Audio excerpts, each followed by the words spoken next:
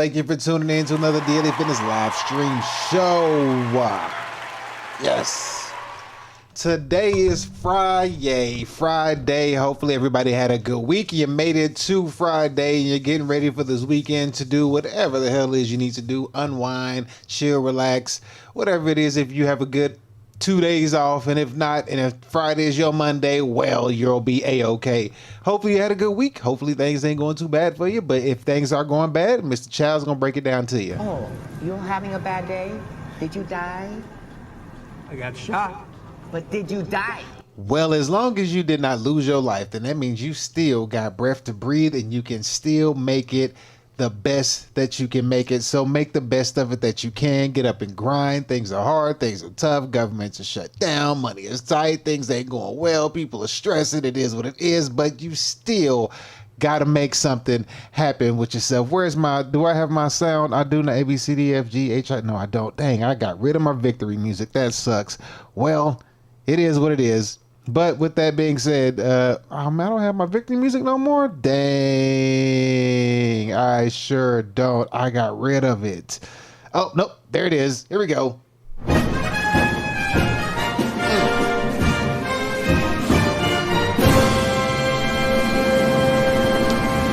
And that's for you to make it the best that you possibly can. Because what else is there to do? You might as well get up and work and grind, because if not, you're going to have to work and grind anyway. Think about that. You're going to have to get up and work and grind anyway. So you might as well get up and work and grind regardless.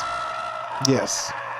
Whether it be for yourself, whether it be for somebody else, hopefully it's for yourself. You can better yourself and stack so much bread up that you can go from the four quadrants thing where you got the employee, the self-employed, the business, and then the investor. You want to get to that investor column. Well, do what you got to do. Go as hard as you possibly can and do everything you can. Because yes, the times we're living in is tough and rough.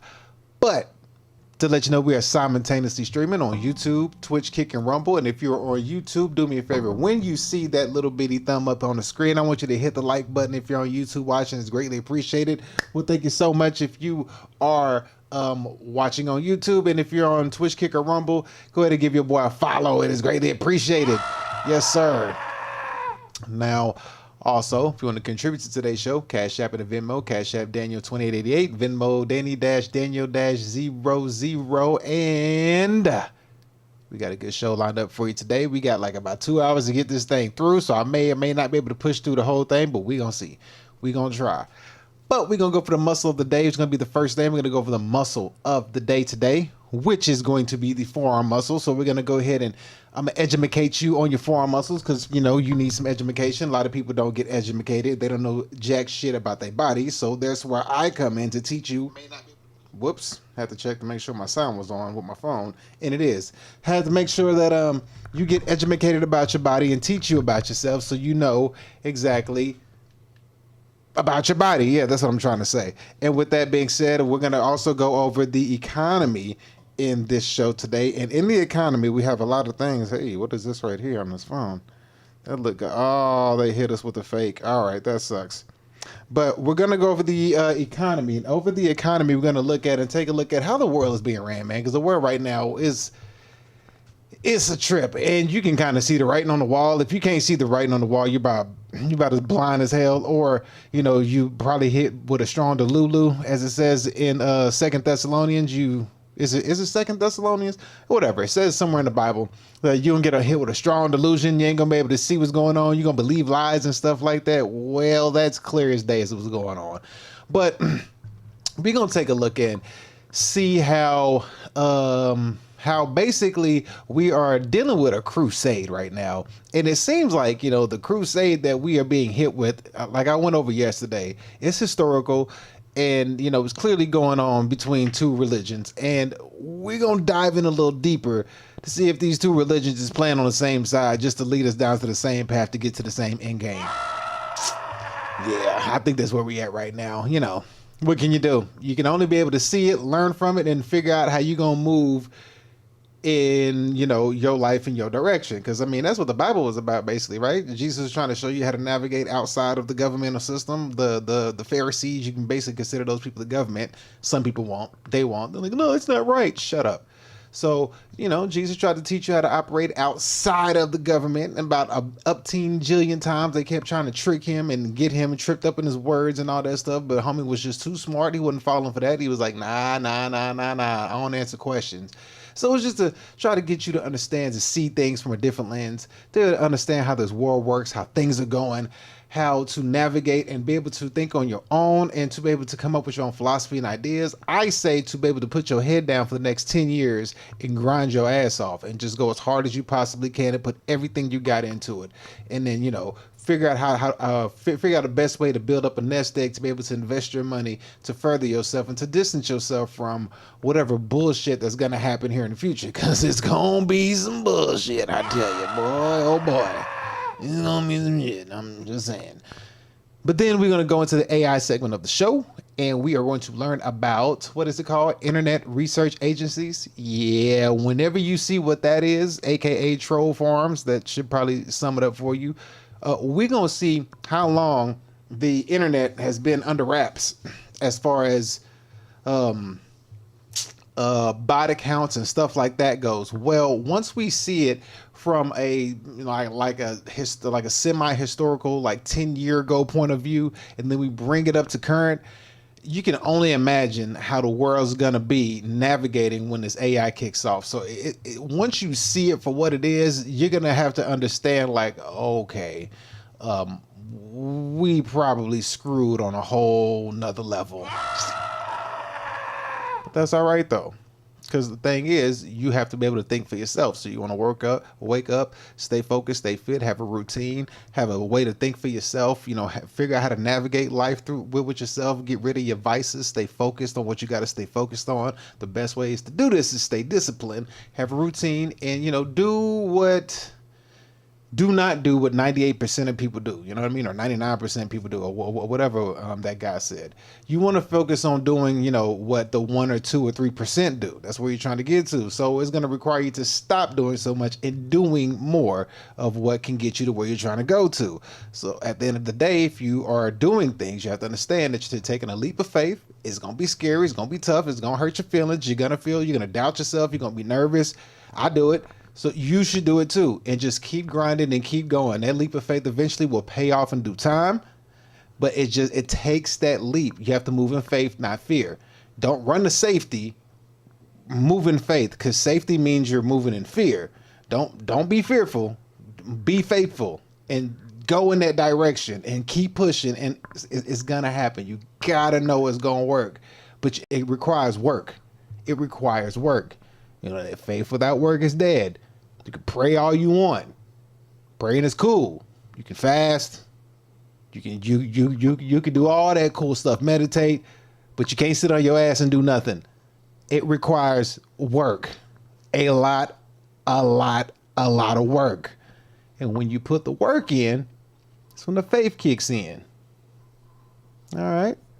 Thank you for being at DWE Church of Realism. Thank you. Yes. Yeah, that was some good preaching right there. Yeah, that right there, boy. That was some good preaching. I just gave y'all a word on that one. And if you would like, send me your email address, or just drop your tithe in the Cash App, be greatly appreciated. It is going to go to a great cause, so don't you worry. Preacher Danny is here for you. I got the word and got some news that you could use. So make sure that you know that your faith without work is dead. So put that work in and have faith in the work that you're doing. Is it going to get tough? Is it going to get stressful? Is it going to get lonely? Do you got to stay disciplined? Does it seem like it's not going to work? Does it seem like the shit's not working even though you put in all the work? Yes. That's how it's going to feel. That's part of the journey. The doubting, the stress, the worry. But that's where your faith got to kick in, bruh. So you got to stay with it. You got to stay with it. So that's what we have to do. With that being said, let's not waste no more time, because we don't have a lot of time to deal with today's show. So we got to get right into it. So let me go get my snow bunnies. One from Sweden, one from Switzerland, one from Denmark. And they're going to introduce us into the fitness segment of the show. Let's get ready for the fitness segment of the show.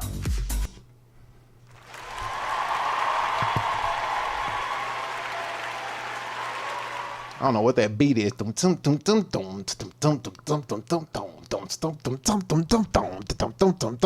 know. I didn't put that on there. AI did. But shout out to AI for giving me a little bitty workout song. And my snow bunnies from Australia, Sweden, and Denmark, or wherever they're from. You know what I mean? I got to get me a chick that says, "Nar." I don't know why I think that's the sexiest thing in the world. One day I'm gonna have me a chick. You know what I mean? Just to play with, not like serious. But I gotta get me one of them chicks, man. A chick that says "Nar." I don't know why I find that so sexy. Oh man, they say yes and they say "Nar." I'm like, oh, why does that no sound so good? N-A-R is how they say N-O. Oh boy. Yes, it's nice. But anyway, let's go ahead and get to the forearm muscle, the muscle of the day. Yes, the muscle of the day we're going to get into is going to be the forearm muscles. That's right. Yes. The forearm muscles. Let's go ahead and get this video up while I talk. So he's going to be drawing something with the forearm muscles. He's probably not going to be matching what I say. Let's switch that banner out. But listen to what I say so you can learn about what it is that I'm going to say. Does that make sense? Hopefully it does. If it doesn't, that's your problem, not mine. All right, so with that being said, let me see right here. Let me see. Boom, there's that. Where is my, make sure I got it up. Here we go. So, Jesus, we got a lot of stuff going on over here. We're going to break this down for you. So the forearm, it is divided into two compartments. All right, two compartments that the forearm muscles are divided into. You got the anterior flexor compartment, which flexes the wrist and fingers, pronates the forearm, so flexes the wrist and fingers. You know, the forearm muscle. This is supine. This is pronate. So, you know, like turning the doorknob, pronate the forearm right there. Then you got the posterior extensor compartment, which is going to be the that extends the wrist and fingers, and it supinates the forearms, which is what I just showed you. The anterior flexor compartment, the superficial layer from lateral to medial, all originates from the medial epicondyle of the humerus, common flexor, okay? And let's see, what the hell did they give me here to go off of? This is going to be kind of tough to read, but we're going to read it. All right, so here we go. So we have the pronator teres. The origin is going to be the medial epicondyle and the coronoid process of the ulna, which is going to be a bone. So the medial epicondyle and the coronoid process of the ulna. So keep that in mind. All right. And where is that? The pronator teres. Does he have it? There it is right here. Here's the pronator teres is what we're talking about. And then the origin is going to be from the medial epicondyle to the coronoid process of the ulna. Here's your ulna right here. Right? So you see it, boom, boom, right there, okay? And then we have the, where is it from? It inserts at the lateral radius, okay? It inserts at the lateral radius. Hopefully I got that right. I'm not telling you the wrong thing. I think I got it right, but we'll see here in a second. The action, it pronates the forearm, and the name for it is going to be the median nerve. The flexor carpi radialis is going to, point of origin is going to be the medial epicondyle. Let's see if he has that one on there. Does he have it? Flexor carpi radialis is right here. As you can see, goes to the digits. Your fingers are called your digits. That's what these are called, these digits right here. All right. The point of origin is going to be the media epicondyle, which is up here, media epicondyle. As you can see the name right here, his hand is kind of blocking it, the media epicondyle. And then it goes to the insertion. The insertion is going to be the base of the second and third metacarpals. I said that right, either metacarpals or tarsals. Metacarpals, yes. So down here, number 1 and 2. You see them right there? 1 and 2. So that's going to be your insertion, and this is going to be your point of origin up here, alrighty? And then it flexes and abducts the wrist. That's what this muscle right here does in the forearm. Flexes and abducts the wrist as well. Then we're going to have the palmaris longus. The palmaris longus. Does he has that on here? Bam, he has it right there. Perfect. Right here, palmaris longus. This is going to be the green looking one that he has putting up right here. He has this green looking one right there. And it's going to be, the point of origin is going to be the medial epicondyle, which is up here again, as we all know, as we see the word now. And then the palmar aponeurosis. I can't say that word, but this is where it's going to insert at. So the point of origin is up here at the medial epicondyle, and the insertion is going to be the palmar aponeurosis, if I said that right. Alrighty, so as you can see right here, and what it does is it flexes the wrist. You're gonna flex your wrist with this right here. So, you know, bam, bam, that right there. All right, next we're gonna go on to, let's see, hopefully you can see everything. Okay, good, you can. I thought I had it all off the screen for a second. And last but not least, we got one more. The very last one is gonna be the flexor carpi flexor carpi ulnaris right here, the big one right out here. That's what she said. All right, and this one's going to be the point of origin up here, the medial epicondyle, and the olecranon, if I said that right, olecranon as well. So you can't see that part over there, but it's right up here. All right, and then the insertion going to come down, and it's going to be the hook of the, I can't see these words, they're so freaking small. Let me zoom in on this real quick. Can I zoom in on this? I cannot. Well, that's an issue. Well, let me look into it real quick. The hook of the something and the base of the fifth metacarpals right here. So the base of the fifth metacarpal and up. Let's go back real quick, buddy. Move that out the way. Oh man, I'm going to butcher this word right here. I'm going to butcher this word. All right, here we go. You ready to butcher it? Pisiform bone. Pisiform bone. Pisiform bone. Yeah. All right. Insertion is going to be, the insertion is going to be the base of the fifth metacarpal and the pisiform bone, as you can see right here. You can see it right there. Yes, sir. That's going to be it. And this flexes and adducts the wrist. Add means to add to. So ADD. Not ADB, ADD, adduct. All right. And what we have here is, let's see, where is it? The functions. We got the functions already. Exercises to target these. We'll just take a look at these. So we have dumbbell wrist curls, reverse wrist curls. We have farmer's carries, tower pulls, pull-ups, and hammer curls. Okay, so these will be different workouts that'll help these muscles right here. But these are good. These are going to be your forearm muscles. All right. So you see it's 4 of them. 1, 2, 3, and 4. So we got the pronator teres. We have the flexor carpi radialis. We have the palmaris longus. And then we also have the flexor carpi ulnaris, as you can see. So that's going to be all of the bones, all of the muscles right there. Point of origin, insertion. Point of origin, insertion. Point of origin, insertion. Point of origin, insertion, as you can see right here. So we went over all of those right there so you can get a good understanding of them. All right. So yes, sir, that's going to be it for the muscles of the forearm. And we're going to take a look at some ladies exercising. All right, so now what we're going to do is we're going to look at some ladies, because of course we got to look at the ladies because the ladies are fun to look at. We're going to take a look at them working out their forearm muscles. All right, so let's go ahead and get this put up on the screen so I can find this. Where is it at? There we go. All right, let me make sure I got this up here good. All right, so we got this first lady here, man. She's actually doing something really, really impressive. We got to give her a hand. So check out this forearm workout that she does right here. We have to peep this right here. So that doesn't look like this right here. Look at that forearm. Just, oh, that was mighty impressive, I must say. That right there was smooth. We have to see that again. Look at this. Flips around. And then she come right here, this right here, just powered up with the forearms, bro. That was fantastic, yo. That was fan-freaking-tastic. We got to see it one more time. We got to see that one last time. And then she powers up. She's like, yeah, man, give her a round of applause. That was lovely.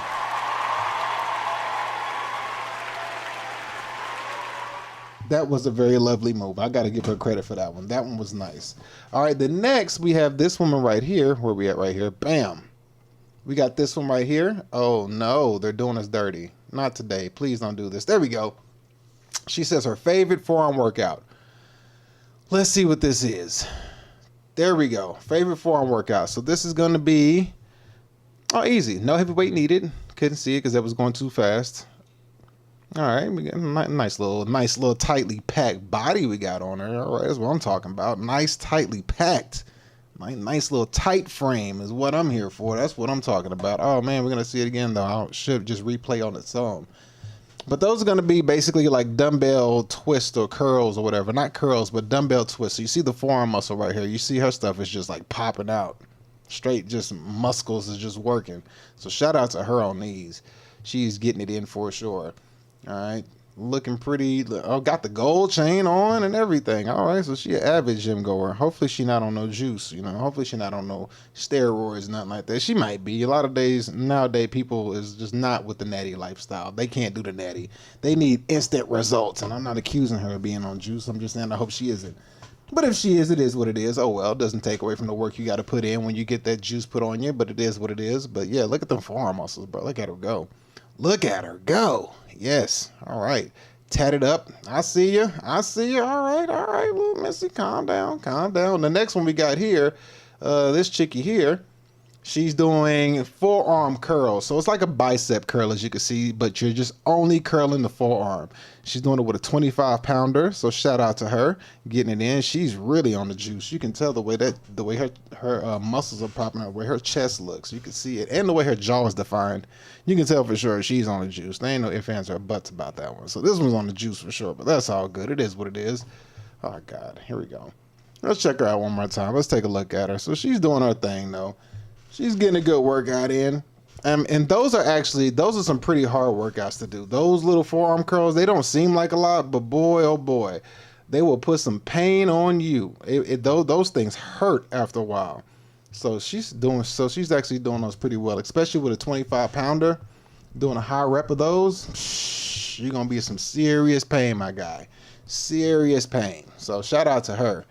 She's getting a workout in. Got the 25-pounders though. Shout out to her. Got the tattoo on her tattoo, and I got a little story we got right here written on the arm. Can't see what it says, but hopefully it's in English, because a lot of times people start putting Japanese letters on their arm and come out they got salt, pepper, ketchup written in Japanese on their arm. All right, let's see what we got here next. Oh, yeah. All right, what do we got here? Let's see what these forearms look like. All right. What these forearms look like. Come on, sweetie. Show us them forearms. Here we go. We got some forearms. You see the forearms? Do you see the forearms? I do. Let's see what we got right here. All right, so forearm muscles. Here we go. Yep, you see the forearm. It says right here, I know y'all see the forearm veins coming in. So she's telling us to look at the forearm veins coming in.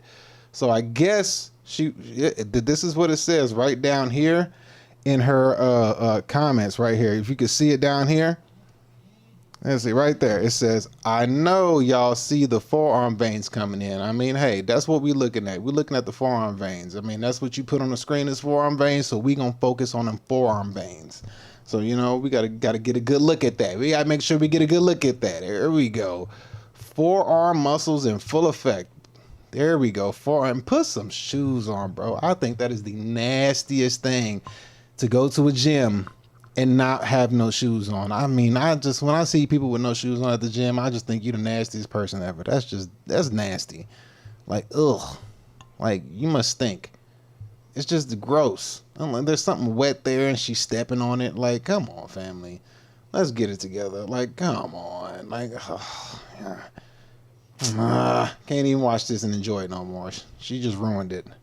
All right, what we got here? We have a get you one of those Amish gals with insane forearm strength. All right, let's see what the Amish women do when they develop forearm strength. Let's see what these Amish women do for forearm strength. There we go. What we got here? Oh, she's getting. Oh, they're coaching her. Oh, okay, all right. This is how the Amish do it. Oh man, okay. Oh, go Amish. Hell yeah. Let's go Amish. All right, that's what I'm talking about. Look at that. They're even coaching her on what to do. Look at this. And this is how you get forearm strength for your husband when he comes home, dear. She's like, okay, like this. Is this hard enough? Keep your hat on. Don't let your hat fall off. You're going to look like a hot mess. That's what I'm talking about. See, this is what they say when it takes a village. This is what they mean when they say it takes a village. You know what I mean? She is on her way to do great things for her future family. Shout out to her, man. And shout out to the ladies teaching her how to do the gok twist and get the forearm strength that is needed for said situations. You know what I mean? Then look. They're there to make sure her hat doesn't fall off while she's doing these amazingly good deeds to, you know, a future great, well, I can't say husband in today's world, but somebody she's gonna play with. I could say it like that. She's gonna play with somebody with that forearm grip. She's gonna make sure she gets it on point. So shout out to the Amish for, you know, showing people how it's done. She's like, yep. Don't let the hat fall off, baby. You gotta look good while you do it. You gotta look good while you do it. Like, yeah, keep the hat on. Yes, sir. Shout out to the Amish. Shout out to the Amish. What we got here? Oh, all right. We got some serious lifters here. Yeah, we on some super juice now. We on HGH, TRT. Yeah, we probably got some what is it? Well, Deca, some D-ball. Oh yeah. These women here, boy, they got protein farts. They stinky. They stinky for sure, boy. They got them protein farts. They be funky, boy. They eat a lot of food. All that stuff. They be taking shits like crazy. Ugh. Oh my goodness. Yes, sir. But they got the forearm muscles though. Forearm muscles. Check them out there, boy. Look at that. Look at that. Yeah, boy.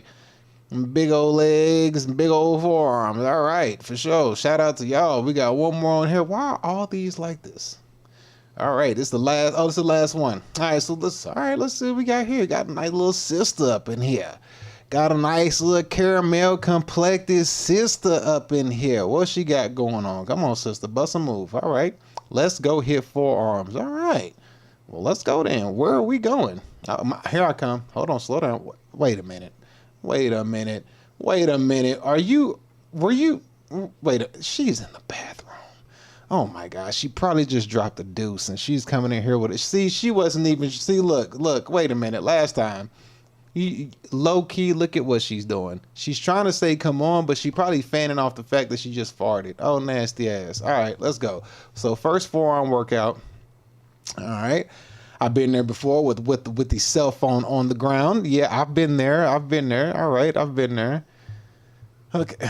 All right. I know what life is like with the phone on the ground. I get you. All right. We should have the hoodie off though, so we can see what the muscles are doing. Sandals. She's wearing Jesus sandals in the gym. All right. I can't take you too seriously. All right. I know what these are about. I know those. So those are good too. So shout out to her for doing those. But them sandals got to go. Nah, you can't be in the gym barefoot or with sandals or Crocs on. That's just not the place to do it. But for some reason, I don't know where people get this idea from. It don't matter, but it do. All right. Alrighty. All right. Okay. All right. With the 45s, I see you. All right. Edges is laid down. I mean, hopefully it's your real hair. Edges is laid down, and she's over here gripping these 40. Oh, can we get a pull up? Let's see the pull up game. Nope. We're just hanging. And then she got the 26 grams of protein, core power, milkshake at the very end. Those are all right. I wouldn't put too much emphasis on those. Those are all right. Yeah, I would stick to food, but shout out to the ladies. Shout out to the ladies for showing us what it's like to have good, nice, strong forearm muscles and all that good stuff. So make sure that you take care of yourself. You work out every single day, whether it's cardio, whether it's weight training, whether it's combat sport training, whether it's discipline and eating. Just stay focused, stay grounded, keep grinding, keep going. Get yourself in a routine. Create your own life. Create your own routine. It ain't going to be easy. This is going to be hard as hell. Probably one of the hardest things you'll ever do. But you got to do it, and it'll be worth it on the other end. It will. Just keep pushing, just keep grinding, and then everything will come to fruition as long as you got a plan and you stick to it. Understand that with that plan does come failures and setbacks. That's just a fact. There will be failures and setbacks, but you keep pushing. And anytime you have failure, you look failure right in the face. You look failure dead in the face. Every time you fail at something, but you don't fail, you lose. You don't fail, you learn. And every time you learn something, you look failure in the face and you say, hey. FYM. Fuck y'all motherfuckers, you know? You know what I mean? That's what you say to failure. You let failure know straight up, like, hey, this ain't a failure, this ain't a loss. This is me learning. If you think you're gonna make me fail, well, FYM. Fuck y'all motherfuckers, you know? That's right. And you keep pushing and you keep grinding. You get back up and you keep it working. You get that body that you want, that physique that you need. and you get your mind right, and you train your body and you train your mind the same way you train your body. It's going to get strenuous. You're going to get sleepy and tired. Resting is part of it. But keep on going and keep pushing. Uh-oh. My phone is on. Too loud. Here we go. Turn the phone down. But with that being said, that's the muscle of the day, which is the forearm. So we're going to go ahead and move on to the next segment of the show.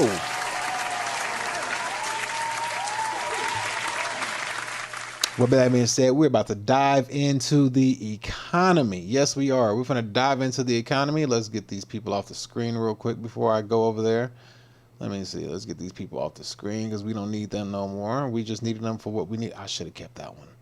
I guess we can't keep that one. I did want to keep that one because she was nice. All right. Anyway, we're going to the economy segment of the show. We are going to check out and see exactly what's going on. But we got to start out with the first things first.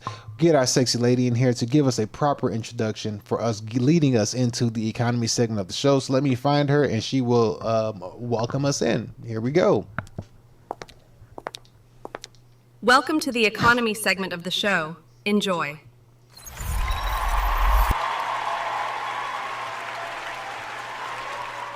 There we go. Got lost there for a minute. Couldn't find where my stuff was. Jesus, shame on me. But yes, we're here for the economy segment of the show. And if you've been living on the rock the last few days, as you should know, government's been shut down. New York mayor is the first Muslim mayor that's been going on. Like all this stuff has happened at the same time. And ever since he got into office, I started deep diving into seeing what's going on with the Islam community. And they've been on the move, bro. They've been making big power moves, and we're gonna take a look at some of those power moves. We have to look at that, but first we need to take a look at this right here. Let's get this up on the screen right here. Bam! Day 37 of the government shutdown. Yep. Not looking too shabby at all. Nah, it's not looking too shabby, bro. It's a painful situation that we're going through here. Yeah, I know, but it is what it is. Government shutdown's not looking too good. Actually, I think we can pull up some of these food banks that are going to be going on out here because the food bank situation is looking pretty dang bad. Let's see. Food banks, government shutdown. Because a lot of people are really in need of food right now.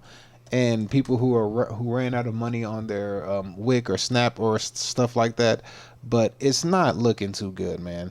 Let's see this right here. We're going to take a look at one. This is... What day is this? This is October 25th. So this shows October 25th. There's a food bank line right here that we got going on. Oh, let me change that banner real quick as well. All right, so there's a food bank line right here. I don't know where this is, but this is in, I forgot what she said. But she's just talking about people getting what they need. She says the first time accessing a program like this. Hunger reports recently came out, so people are getting food from food banks. And if you look at the people that are getting food from food banks, I mean, their cars don't look shitty. You know, if you really look at this and you think about it, the cars don't look bad. They don't look like broke down vehicles. You know what I mean? Here, we'll start from the beginning right here. At noon, there were actually... Like, look at all these cars right here. These don't look like, you know, raggedy, beat down cars. These are actually like, you know, decent cars. You would think it'd be like some hoopties or something, but it ain't. It's regular, everyday people, man. And it's sad because, you know, all because you have SNAP or food benefits doesn't mean that you don't work. People still work and get benefits. You know what I mean? And this is a very unfortunate event that's going on. But as you can see, the federal employees are, you know, getting food, but it's like you don't get a paycheck, so then they tell you to go to the government for benefits, but it's like, well, the government's closed. What the hell do you want me to do? That doesn't make any sense. It's like, damn if I do, damn if I don't. You know, it's like why are you telling me to go over there? It doesn't make any sense. Well, let's see. What does this say right here? I think I don't know how true this is, but we're going to take a look at this and see if this is true or not. This is fact post, but I don't know if this is true. Here we go. Let's check this story out real quick. So we have right here, it says that, oh man, I got to fix this for you on the screen, don't I? Let's zoom that in and move that over. It says right here, reporting news. So new news reporting reveals that the Trump administration cut $500 million in deliveries to food banks across the country. Food banks were expecting more than 27 million pounds of chicken, 2 million gallons of milk, 10 million pounds of dried fruit, and 67 million eggs that never arrived and went to waste instead. Bruh, are you serious? It went to waste. Now, I don't know how true this is, but we're going to have to dive in and look at this and see if this is true, because that's not cool at all. And if we scroll down a little further, we'll go ahead and see right here. It says Trump canceled 94 million pounds of food aid, and here's what never arrived. And I guess people, we already went over and looked at it. Stop immigration so we can take care of our own. I'm starving. I need a ballroom. So people are just cracking and putting their little jokes on this. But to see this is crazy. And we're gonna have to check this, because it says that this is what it says. We got to see if it's true. So Grok has this new thing where if you click the little button at the top, let's see if this is true. Explain this post. Let's see if Grok can do it for us. Explain this post. Let's see. Is this true? Is this true? So let's see if we can actually get an explanation from Grok to see if this post is true or not. Let's dive into the claim from the X post by these people. New reportings, all right, in the context claim, the post is set against the backdrop of a government shutdown that began on October 1st, 2025, and now it is a 28-day. The shutdown has led to, okay, cool, verification, related web. The Guardian article mentions the Trump administration, one big beautiful bill, which is funding SNAP. Okay, so we know that, and cancel 500 million deliveries. So this aligns with the Post's claim of 500 million cut on deliveries. So is it true? It notes that the USDA froze SNAP. Okay, we know that. All right.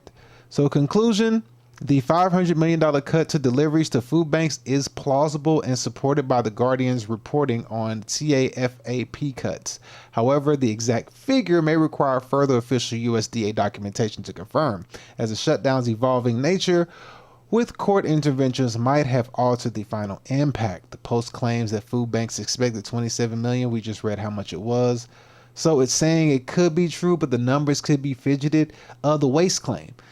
The assertion that these items went to waste is harder to verify without specific reports on spoilage, which I don't think you would find the truth to that. Perishable goods like milk and eggs and stuff like that could spoil in delivery, especially during a shutdown, disrupting logistics. So it could exacerbate waste if distribution halted. So there's a possibility it could be true. So as you can see there, yeah, it's a 50-50. It could be true. It could be not. It just depends on how you want to look at it. So, I mean, the government shutdown is doing pretty darn, it's not doing too good right about now, man. It's not doing good. I'm really curious if the military is getting paid, or is the military still, because I remember the active duty military was getting paid. They would still find a way to pay them.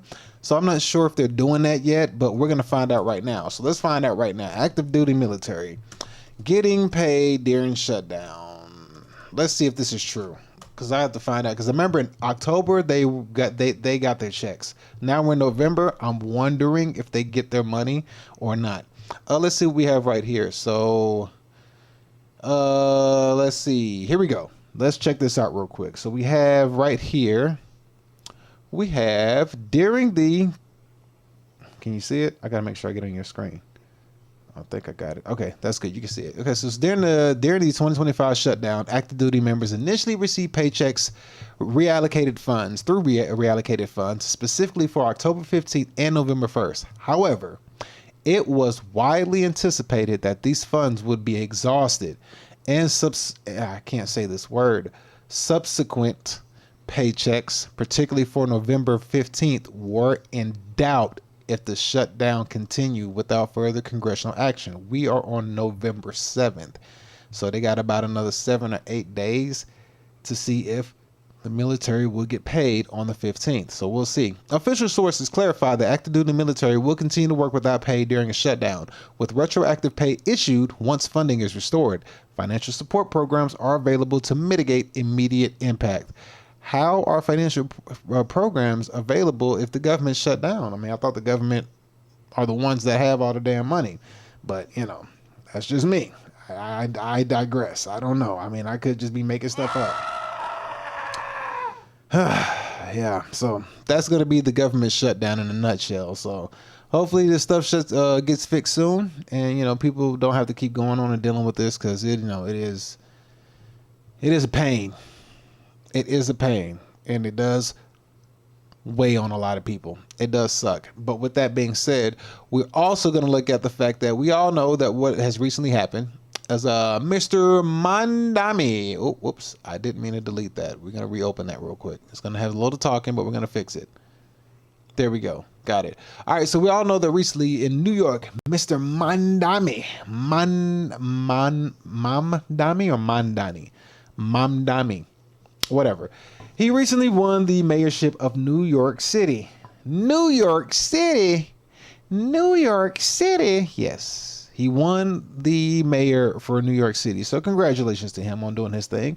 The people came through and showed out. As we know, Gen Z liberal women ages 18 to 29 voted 84% for Mandami. Good Lord. Yes, sir. And then the men in that age range were like 60-something%. Then the millennials and the millennial men and women were like 60-something%. It was some astronomical numbers for a blue state. But we all took a look yesterday to see kind of where his mind leads, and we all understand that he's Islam. He doesn't hide what he is. He says he's a democratic socialist, so we understand how that works.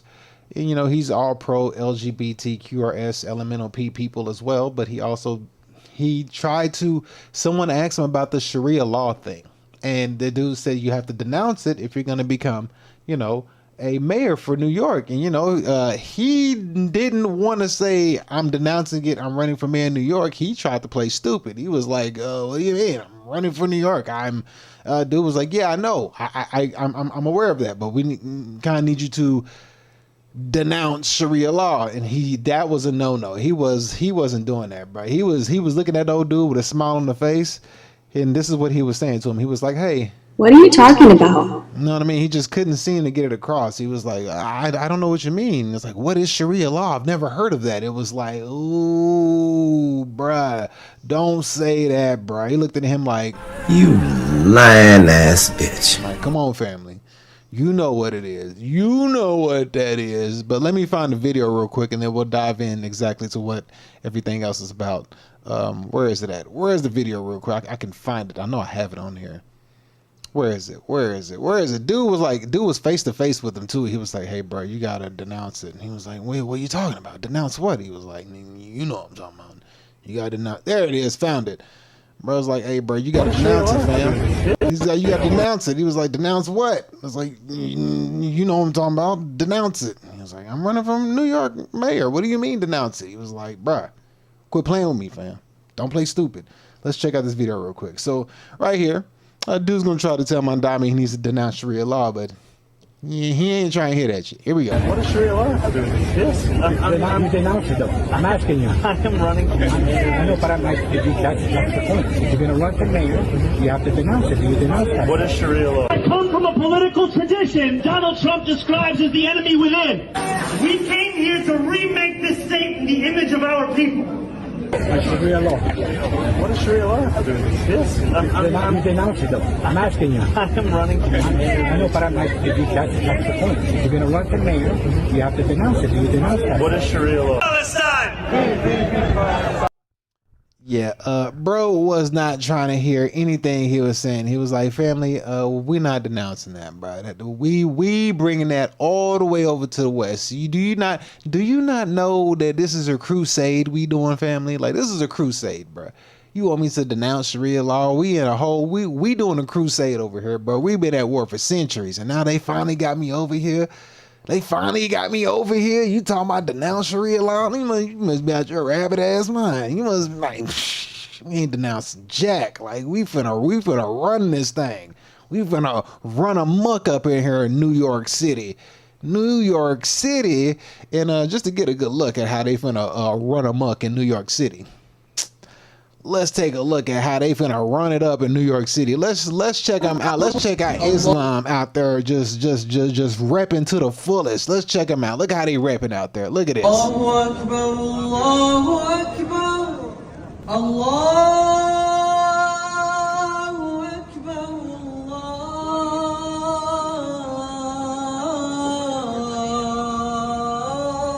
Allahu Akbar.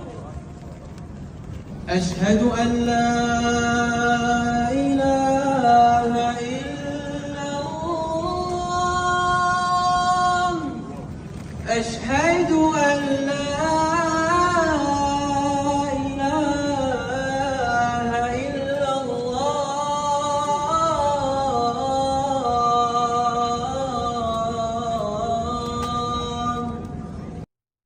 Bruh,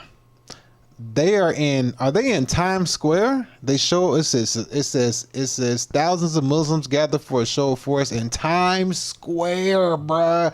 They in Times Square with it, bruh. They like, look, we here to stay.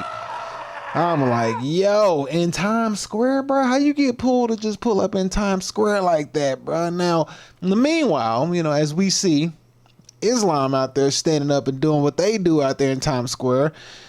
Meanwhile, we have to go back and check on how the American leaning left side is doing and how they're handling this and how strong that they're becoming, because, you know, they're a mighty group of people. So we're going to take a look at the Democratic left side and see how strong that these gentlemen hold up on set times and how you're supposed to set the tone for the side that you voted for. So we just saw how Islam is holding it down. So let's check out the people that vote for Islam and see how strong they're holding up. Let's see how this looks. Here we go. Where are we at? There we are.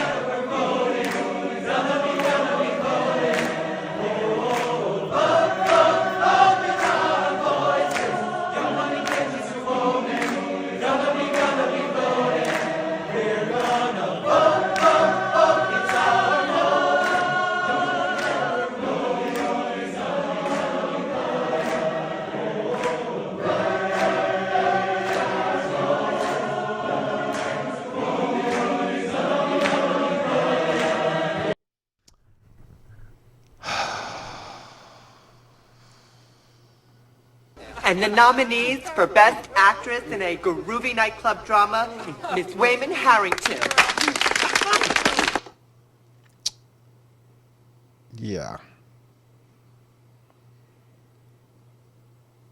Well, on another note, let's take a look at so we see how Islam is singing in the middle of Times Square, and when we see the Democratic Americans are in a room singing about voting with minus T testosterone pumping through their veins. Okay, so as we see that I think the max testosterone level in that room was like 23 or 24. I think the testosterone equally of all the men in there, the T level spike, if you add them all together, the level of testosterone probably hit like a max of 23 or 24. Nothing surpassed that for sure.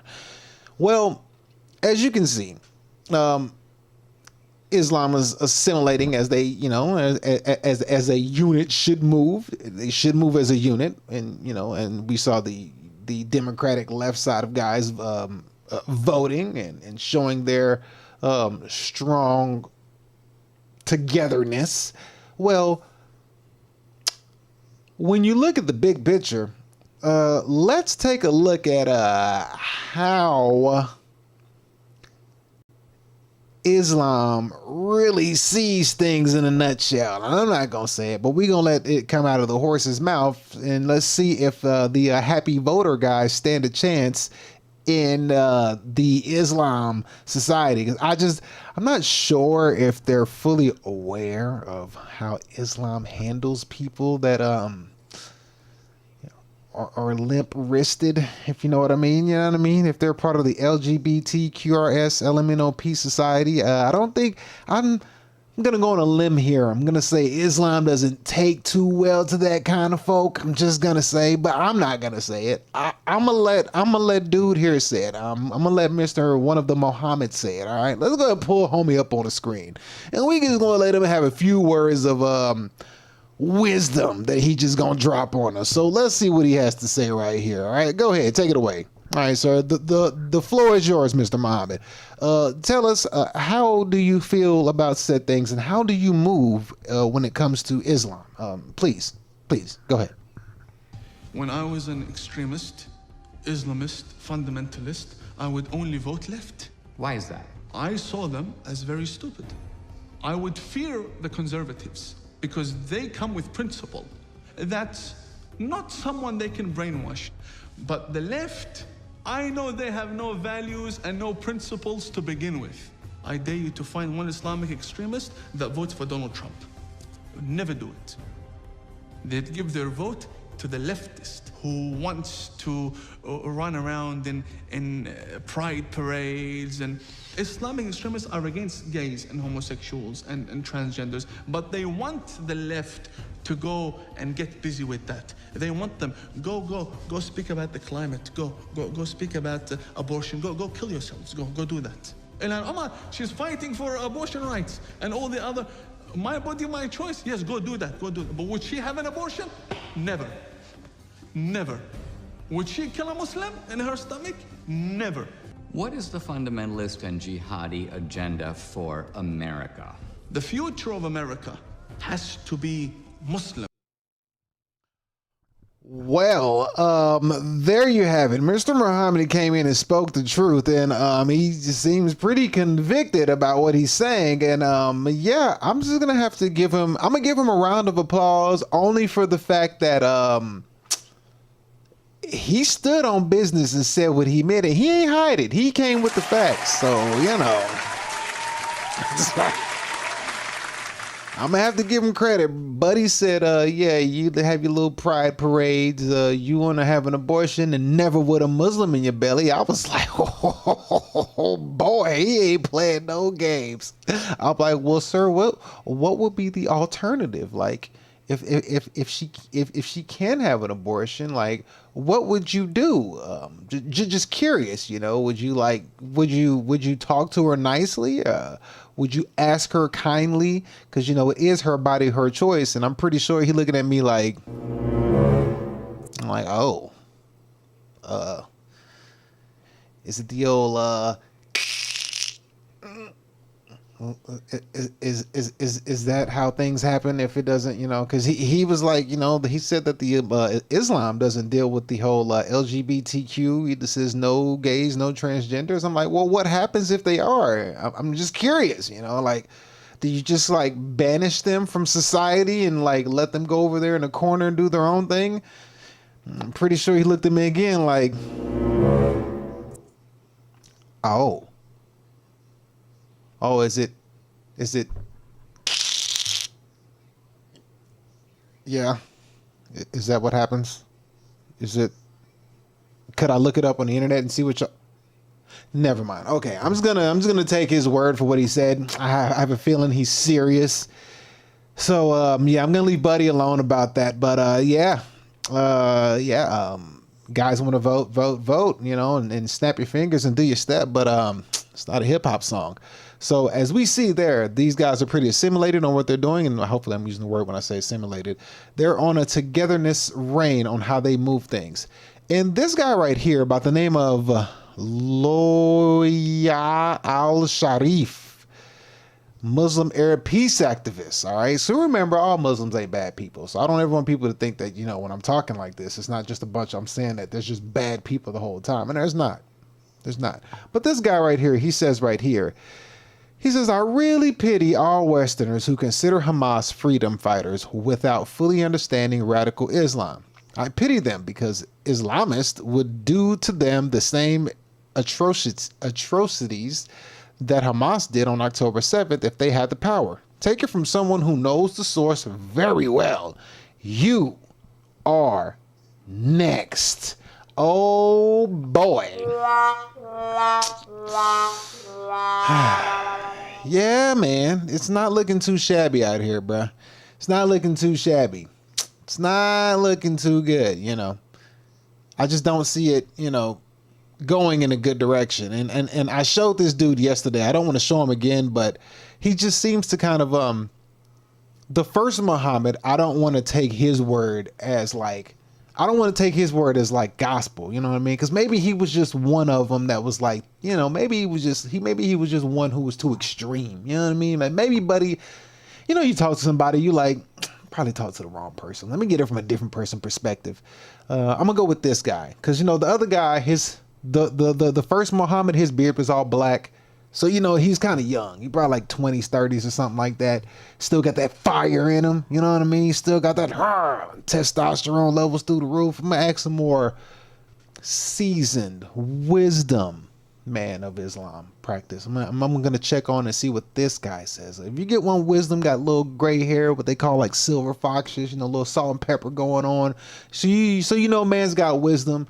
The way he conducts himself, he's more peaceful in his talk. He's not so, you know, domineering as the past guy. Maybe this guy will tell us it a little. Maybe he would have a different perspective with wisdom and age and time on his side. So let's go and check out this guy over here. I think this guy would have a better perspective, or a different perspective, and not such a harsh one as the younger version does. Let's take a look and let's see what this guy has to say. All right, buddy, it's your turn. Take it away. What you got for us? Britain is Darul Harb because they are, you know, anathema to God's law. They're not implementing it. They're violating His sanctity, and therefore this is war against Allah and His Messenger. We are obliged as Muslims to take the authority away from the people who have it and implement the Sharia. Now I hope that can come in a very peaceful way. I hope that we can do that in a way, you know, where there's no bloodshed.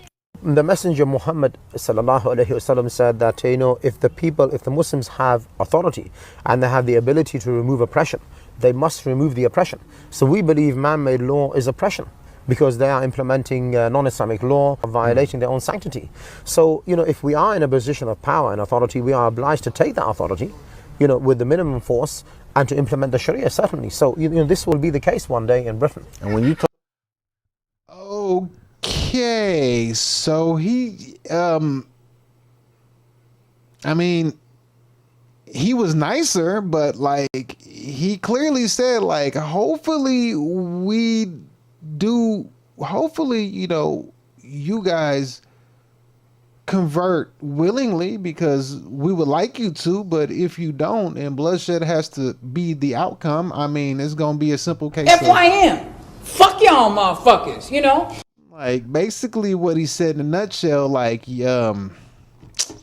either get down or lay down is the best way I can say it. You know, I mean, I figured with the wisdom that he had, he wouldn't be so intense and uptight, but he says, once we get that authority, bruh, yeah, we gonna have to, yeah, like once we get authority, it's only right that, you know, under our law, you know, you let us in your house, you want us to rule you, then I guess, you know, you finna go ahead and get the old,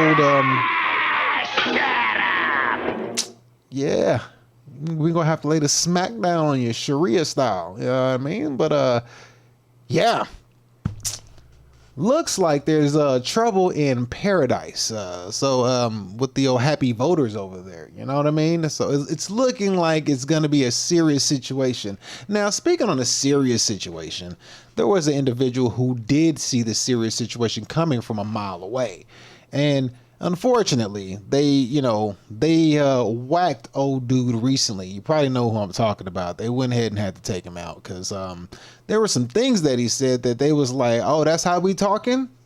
That's how we talking? It's like, all right, well, let's go ahead and put our eye on him. Let me go ahead and grab a couple of videos from this guy real quick. Let's watch a couple of videos from old dude right here. And let's see if he was right or if he was wrong, okay? I'm just curious. You may not agree with everything he says, but at the end of the day, like, is he right or is he wrong? Because I listened to some stuff he said and I was like, you know, like he's like 50-50 on what he says. But when you look at hindsight's 2020 and hear some of these old speeches, you kind of think back and you like, shit. Let's hear what he has to say right here. Ladies and gentlemen, we're going to introduce Charlie Kirk to the show. And let's see if what he said actually held any weight or was he just talking nonsense? Mr. Kirk, take it away, sir. The spiritual battle is coming to the West, and the enemies are wokeism or Marxism combining with Islamism to go after what we call the American way of life. And the American way of life is very simple. I want to be able to get married, buy a home, have kids, allow them to ride their bike till the sun goes down, send them to a good school, have a low crime neighborhood, not to have my kid be taught the lesbian, gay, transgender garbage in their school, while also not having them have to hear the Muslim call to prayer 5 times a day. That's important. We want the American way of life. All right. Okay. Well, I mean, it seems like some of the stuff he said is coming true. I don't know. I'm not fully convinced, though. I think he was still. Whoops. I'm not fully convinced, though. I'm not fully convinced. I think he's still going a little bit too far. Let's go grab another. So grab another video clip and see if what Mr. Kirk says is correct. Let's grab one more. We're gonna watch a little short snippet of this one, and let's hear him out one more time. Let's see if what he's saying is actually feasible with today's time. All right, so let me give him one more chance. Okay, all right, Mr. Kirk, I'm gonna give you another chance, buddy. All right, here's your last chance. Okay, this is the only other chance I'm giving you. All right, take it away. The question is macro Islam compatible with Western values? Macro, of course it's not. There are three major reasons why. Islam does not believe in freedom of speech. Islam does not believe in freedom of religion, and Islam does not believe in separation of mosque and state. Those three things are antithetical to the West. In a Muslim majority country, most Muslim majority countries, you cannot criticize the Prophet Muhammad. In most Muslim majority countries, you do not have the same robust freedom of religion protections. And finally, whereas we in the West are very careful to try to intermix religion and state, they are commanded to actually go into the state and try to change the state to be more Islamic around the core pillars of Islam. And the last thing I'll finally say is, I cannot see a single Western country that has become more Islamic and has become a better place to live that is happier or freer. By what metric? Just happiness, quality? Everything, from quality of life, from cultural cohesion, from whether people want to live there, prior to the native-born fertility rates. Again, people watching this will say there are... Okay, all right. I think I get what he's saying here. Okay, so what he's saying potentially does hold some weight, and to be quite honest with you, I may have found some video footage of what he's talking about, because they say that if Islam's come to your country, they're gonna assimilate in a way to where they're gonna dominate. Now let me show you the playbook. All right, before we let me find the playbook for you, because they have a playbook that I found. And it says, like, in order how it works. So let's see how Islam takes over. Let's see. Where is the playbook? Let's see if this playbook that I find, where is it? I had it. I freaking lost it. I gotta find it again. Let's see. It shows like the way they do it, and it's kind of like, is this true or is this not? I don't know, but I think it actually holds some weight. I mean, and to be quite honest, the way things are looking in the UK, it's not too shabby. As a matter of fact, let's take a look at the UK right about now. Let's see how they're holding up in the UK actually. So they're saying that they want their country back, and the cry that plunged Britain into chaos. Let's see how Britain's looking right now as far as the chaos goes. Here we go. The unimaginable has just happened in London. The heart of British democracy is under siege. The House of Commons has been breached. Hundreds of furious protesters have stormed Parliament, shouting, "We want our country back." Sirens wail through Westminster as police lines collapse and chaos erupts at the very doorstep of power. For years, people warned this could happen, that anger was building, trust dying, that one spark could ignite the storm. Tonight, that storm has arrived. What began as a small gathering has exploded into full-scale unrest. Flags wave, flares light the sky red, and the gates of Parliament, once untouchable, are broken. Police are overwhelmed. Radios scream for backup. MPs are being rushed into lockdown rooms as protesters flood Parliament Square shouting, "You don't speak for us." It's no longer a protest, it's an uprising. Inside, number 10, panic. Phones ringing, sirens echoing through the windows. The Prime Minister, frozen as a voice on the line, says, "We've lost containment." Ministers argue, aides shout, and the question no one dares ask fills the air: has Britain lost control? Across the world, the reaction is instant. Washington calls it the collapse of stability in Britain. Paris warns of unrest spreading through Europe. Moscow mocks the end of British democracy. And everywhere people are asking the same question: if it can happen in Britain, could it happen anywhere? This isn't politics anymore, it's history unfolding live. The night the people breached Parliament and Britain's illusion of order shattered before the world. Well, that's not a very promising look. Now, they say if it happens to Britain, it can happen anywhere. Well, I'm kind of like, I fair to say that it seems like that could be the case, because right now, the way things are looking, and they do have a way that they do this. It says here that they're proudly declaring in Texas, my home state. Yeah, in Texas, they have they say Governor Abbott says that there's no Sharia in Texas, but let's take a drive through, and over here in Plano and or Arlington, they say that you can see the truth. It says they have Islamic only parks, Quran schools that reject Western education, street names after Islamic figures, and it says residents proudly declaring, "This reminds me of my 100% Muslim country.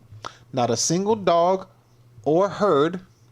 This reminds me 100% of my Muslim country. Texas is the future. Everybody here is Muslim. We just walk to the masjid." Well, I can't say that word. I don't know how to say it. "This is ideal life for Muslims." They say mashallah is written on almost every house. "Where else can you practice Islam like this in America? These Minnesota brothers are moving to Texas like no tomorrow. They make a community full of Muslim names, and this is the American dream for Muslims." And this is in Texas. So let's take a look at how this is looking in Texas and get a good idea of how they are putting together their way of living in America, but they basically did it in such a huge way in Texas, which I had no clue of until today when I did a little research, and I was like, holy shit, this is not good. Like, when you see what I'm about to show you, right, I had to ask myself, I was like, where the hell they get all this money to do this? That's where I wanted to figure out. I'm like, where do you get all the money to make, like, when you see what I'm about to show you, when you see these people got neighborhoods, schools, parks, I mean, they have everything, mosque, they got everything. I mean, this has to be like 500 to 1,000 acres of land, and they just created a whole society, and the society looks amazing. It looks beautiful. The homes are nice. It's like, where'd you get this money to do this? That's the question. Like, when did this happen? Like, let's go ahead and dive in and take a look. So, I mean, because when you see this, you're going to ask yourself, like, damn, I didn't think you meant something like this. And when you see it, you're going to be like, wow, like, they're able to put all this and I'm like, yes, and how? Because, like, where you got schools, school buses. How you get all this money? That's my question. Where'd it come from? They give black people the freaking third degree on everything, but Muslims come right in and practice Islam, and it's like, yeah, walk on in. But you know, black people on the other hand, they looking at black people like, hey, black guy, you over there, hey. Yeah. FYM. Fuck y'all motherfuckers, you know? You know, that's what they saying to the black people, but the Islam come in and they just like roll out the red carpet. Like, let's go ahead and just take a look. Let me show you what I'm talking about. Look at, this is the Muslim or Islamic, how do I say it, society in Texas. Look at how grand and how big this is. Like, just look at what they've done. And I'm not knocking, I'm not hating. I just want to know, what the hell did you do to get the money to fund all this? Like, how did you pull this off? I mean, because like, I mean, like, did you take out a loan? Like, everybody getting fed? Where's everybody work at? Like, how did you pull this off? Let's take a look. Here we go. It's okay, sister. Oh, mashallah, brother. Oh, brother, wow. You are good. Everybody is Muslim here. Names have been chosen on Muslim scientists of the golden era of Islam. So this is the masjid, mashallah. They have the Salam Masjid here. Mashallah, pura Musliman area. Private park. All right, I can't play here. MashaAllah written on all of them. Allah Muhammad. Oh my God, this one is a real beauty. This is Muslims, right? Medina Villas, I knew it. They're Muslim. The masjid is right next door. You just walk to the masjid. MashaAllah, that's how easy it is here. Subhanallah, in America, in the United States. Welcome to Irving, Texas. And we are entering a very interesting community. A community made up of Muslims. A community where the street names are all Muslims. This is the Valencia State's Mahmoud Egal Drive. Check this out, ladies and gentlemen, only in Dallas, Texas, where you will see these homes where not even the people inside are Muslim, but actually the name of the streets are Muslim. Amal Saleh Drive. Subhanallah. Check out these homes. We are looking. Bro, look at this, bro. Look at this, fam. Look at how these people is living, bro. Like look at this. Like, how did they pull this off? Where you get the money from? That's what I'm curious. They rename street names. They got subdivisions, mosque. They got everything and everything looks nice, prestigiously nice. Like, how did you pull this off? I'm just curious. Now I have an idea.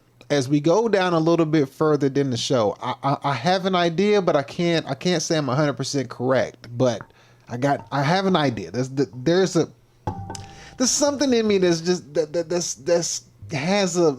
I'm like, I think I know. But just look at this, dude. Just look. Looking at these homes here in Irving, Texas. There's another brother. Assalamu alaikum, brother. MashaAllah, MashaAllah. This is ideal life for Muslims, where you can say salam to everybody. Subhanallah. Amal Saleh Drive and Salma Jamil Court. I've never seen a place like this before. So in America, usually you have, Christian names, white names, Western names of streets, Jackson Street, Edward Street, John Street. This is the playground for your Muslim kids. They can play here. Now check this out. Not permitted in playground area. Oh, I gotta see this. Oh, you can tell this is a Muslim area when you have residents only. Okay, area closes at dusk, which is Maghrib time. Not permitted in playground area nor campus area outside. Alcohol, glass, loud music, marijuana. MashaAllah, this is definitely Muslim. Bruh, they are fenced to fight tooth and nail. They ain't leaving. They are not leaving, bruh. They are not leaving. I'ma tell you, if I could assimilate in another country like this and get a whole freaking subdivision bill with all my people, like, we ain't leaving either. We gonna fight you tooth and nail. You got to get us the hell up out of there. Like, there ain't no way we leaving, bro. Like, we ain't leaving without a fight.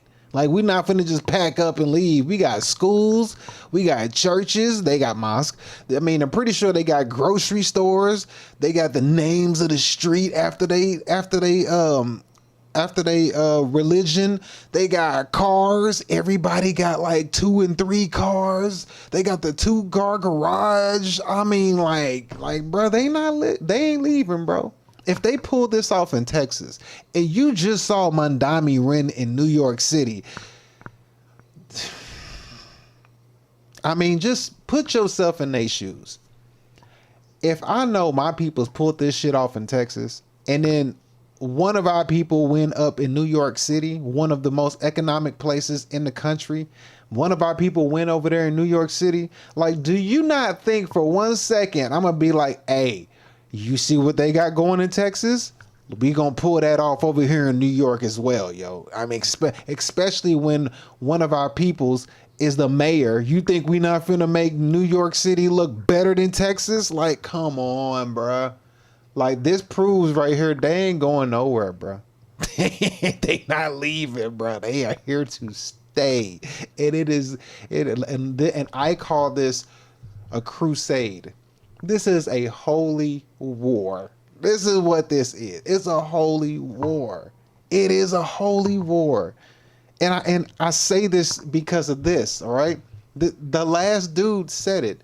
he made it very clear why this is a holy war. Let me find him real quick. I mean, he made it very clear. He said it, and there was no issue about it. He said, look, right here. Because they are, you know, anathema to God's law. They're not implementing it. They're violating His sanctity, and therefore this is war against Allah and His Messenger. We are obliged as Muslims to take the authority away from the people who have it and implement the Sharia. We are obliged to take the authority away from the people that have it and give it to Sharia. We are obliged. Now, let's make sure we understand our vocabulary word. Meaning of oblige. To make legally or morally bound to the action or course of action. To make someone legally or morally bound to an action or course of action. We are obliged. Let's let him keep going. And I hope that can come in a very peaceful way. I hope that we can do that in a way, you know, where there's no bloodshed. I hope that can come in a peaceful way. A way that there is no bloodshed. He says he hopes that it can be peaceful. Bruh, check it out. They not leaving this right here, fam. They not, like, you think they finna give this up, bruh? Look, let's go back. Let's take a look at the homes real quick. You think they finna give this up if they prove that they can pull this off in Texas? Would you give this up if you were able to pull this off in another country? Would you give this up? I mean, just ask yourself that question. Would you give this up without a fight? Like, nah, bruh. Nah, bro, you ain't giving this up. Well, wait, but what else does he say, though? Let's let him finish up his last little bit right here real quick. Check him out. The Messenger Muhammad sallallahu alaihi wasallam said that, you know, if the Muslims have authority and they have the ability to remove oppression, they must remove the oppression. If the Muslims have authority and there is oppression, the Muslims must remove oppression. Where is the authority? Let's figure out where the authority is. Can we consider this authority? Can we call this some kind of authority? Like, just correct me if I'm wrong. Is this authority? I mean, because I would say it is at some point. Would you consider this authority? I mean, because I think that is this authority? Because remember, the people, the girls in school and in colleges, they're taught oppression, patriarchy. That's what they're taught. That's what they believe. They've been brainwashed. And this dude clearly just said, like, look, if we get authority and the people are under oppression, we got to get rid of the oppression. So here's your authority that they just got. Okay. And if they did it here and they and this is in New York, and they over here on the south side of the country building subdivisions like this. Look at these homes, bruh. Look at these freaking homes. Like, look at this. Like, what the heck? Like, bruh. Like, bruh. It's a rap ski. Like, if they can pull this off. Now, let's get a deeper understanding as to why people think like this. We're gonna have the gentleman here break this down. All right. Let's hear what he says about this. This guy right here is gonna speak, and he's gonna speak. And he says this is a former dean at the University of Austin, and he's gonna say how things work in the colleges. Okay, he's gonna say that, you know, the American universities are the ones pushing pro-Islam movement in America, so they're pushing to the kids, you know, or the young adults, I should say. So let's hear what he says, being a previous professor at UT Austin, and let's see what he says about pro-Islam being pushed to the students, the college students. To say that the Islamist movement, and Islamism is the political movement to make the world Muslim by force. It's not all Muslims. Most Muslims want nothing to do with it. They want to accommodate to the rest of the world. We have to say that every time we do this. Every time. Yeah. But there is a very, very powerful movement that believes in violence to these ends. And those ends are horrifying to Americans. Those ends are women don't go to school and they're subjected to their husbands, and that they throw gay people off buildings. And the idea that we have taught undergrads in America that it makes any sense to say gays for Hamas or gays for Palestine is force-feeding poison. Yeah, I to just these told people. Jake in the last interview that's an IQ test to see who. But you see the dishonesty. Yeah. Anyone who can, Yeah. any professor who can walk past that and not try to correct it is a dishonest person. It's open dishonesty to let people think that that makes sense. To not inform them that the people that they are lauding would kill them. This is suicidal. Yeah. So he's basically letting you know that in the schools, these college kids, and that's why it's all these young college kids, these little 18s to 23-year-olds. That's why you hear that's the age usually when you're so proactive when it comes to like politics, because you learn about things for the first time and you got all the energy in you. You're like, what do you mean there's a secret society? What do you mean they're putting poison in our food? What, you say the strong flu 19 had what in it? Oh, what do you mean? Oh, these vaccines have this. You start to learn all those, all these conspiracy theories like, oh, they got chemtrails in the sky. Look, you can see them right now. You learn all that for the first time. You know what I mean? And then they hit you with all this other stuff here, but then they're hitting them with,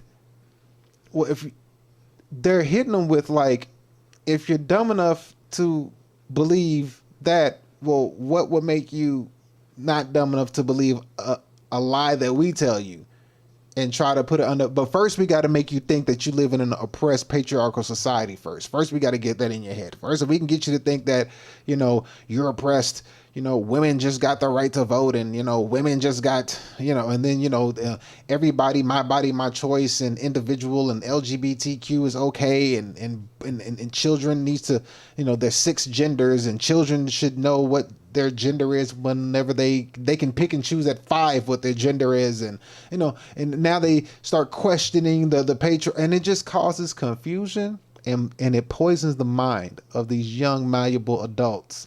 And they go out and they believed it because it's in their education system and it's pushed on them, and they ain't strong enough to really combat it. Because even with a family unit, they still come out like fighting their parents and going against their parents. Patriarchy. I hate the patriarchy, man. I'm oppressed. It's like, you're not oppressed, bro.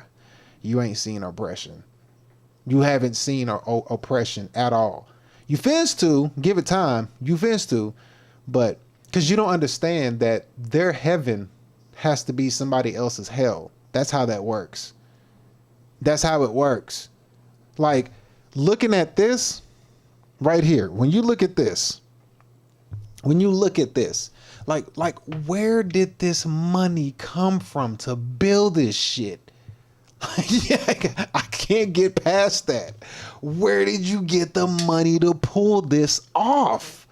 That's what I'm like, bruh, hold on.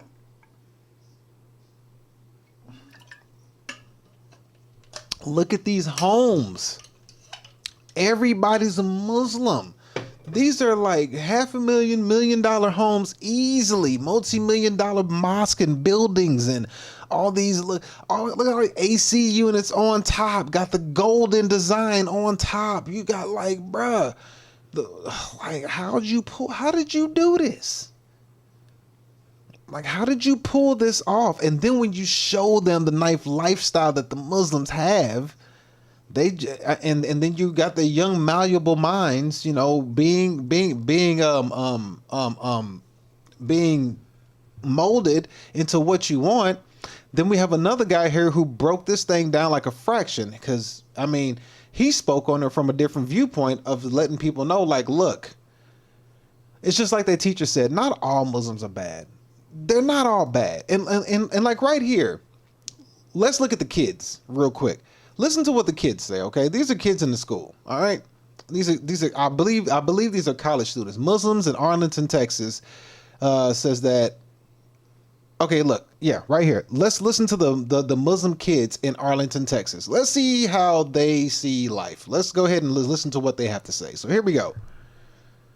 Here we go. So you think that people that oppose Muhammad, and if they change from being a Muslim to a Christian, should they die today or not? Should they get killed? If they spread fitna, yeah. So let's be cordial here.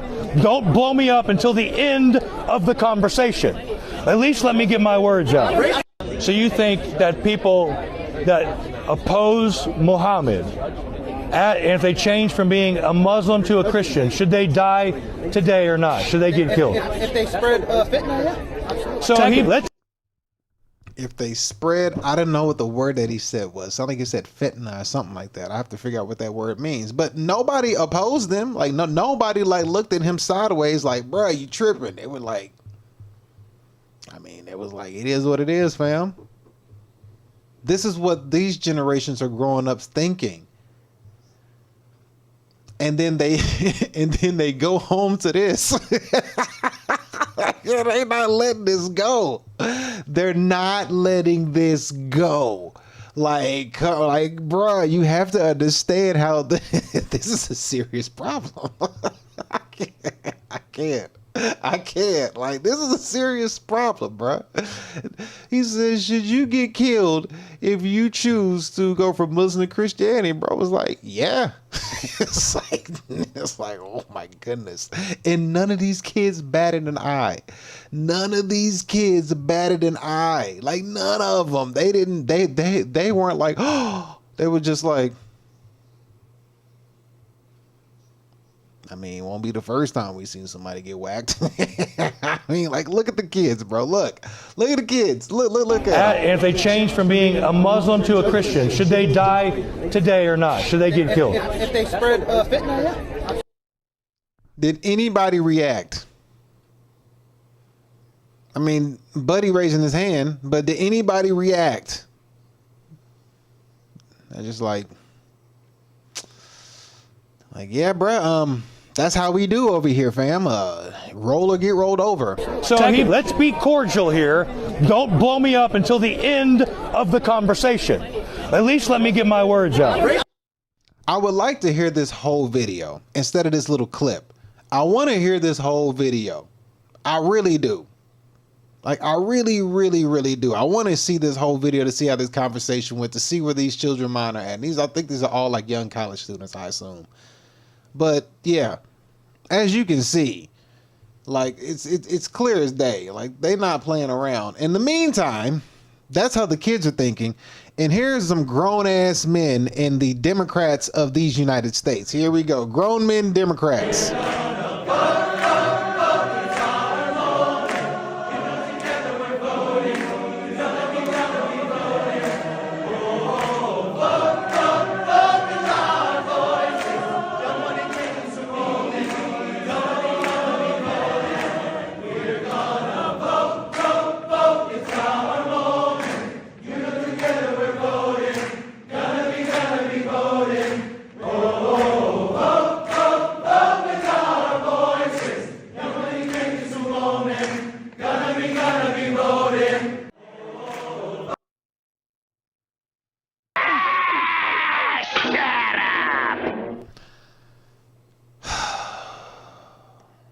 Yeah, bruh. Yeah. It's not looking too good, fam. It's not looking I can't help but laugh. Because you just like, when you look at it, you're like, yeah,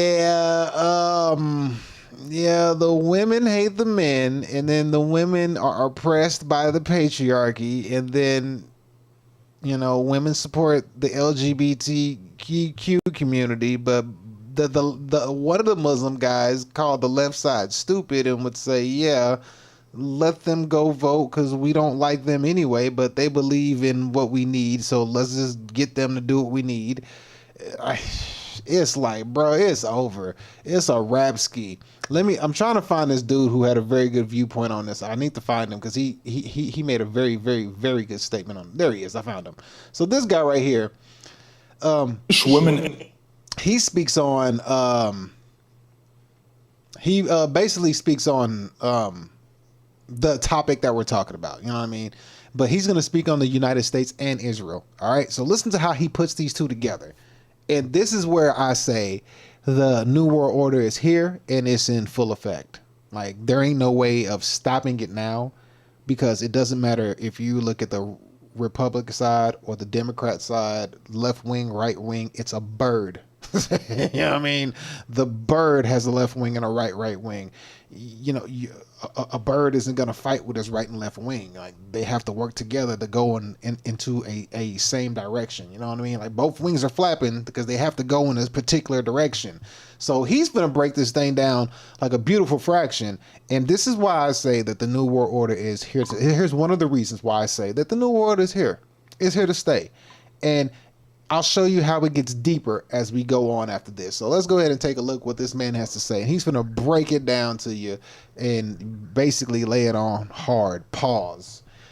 Here we go, buddy. Take it away. When a Jewish woman admits that Jewish people are at the forefront of every leftist issue in America, she demands applause. We've been at the forefront of every liberal and leftist issue in this country. When other people say the exact same thing, they're called anti-Semitic. The BLM riots, open borders, feminism, Marxism, wokeism, environmentalism. Even Dennis Prager said that every ism was created by Jews. But let's be honest here.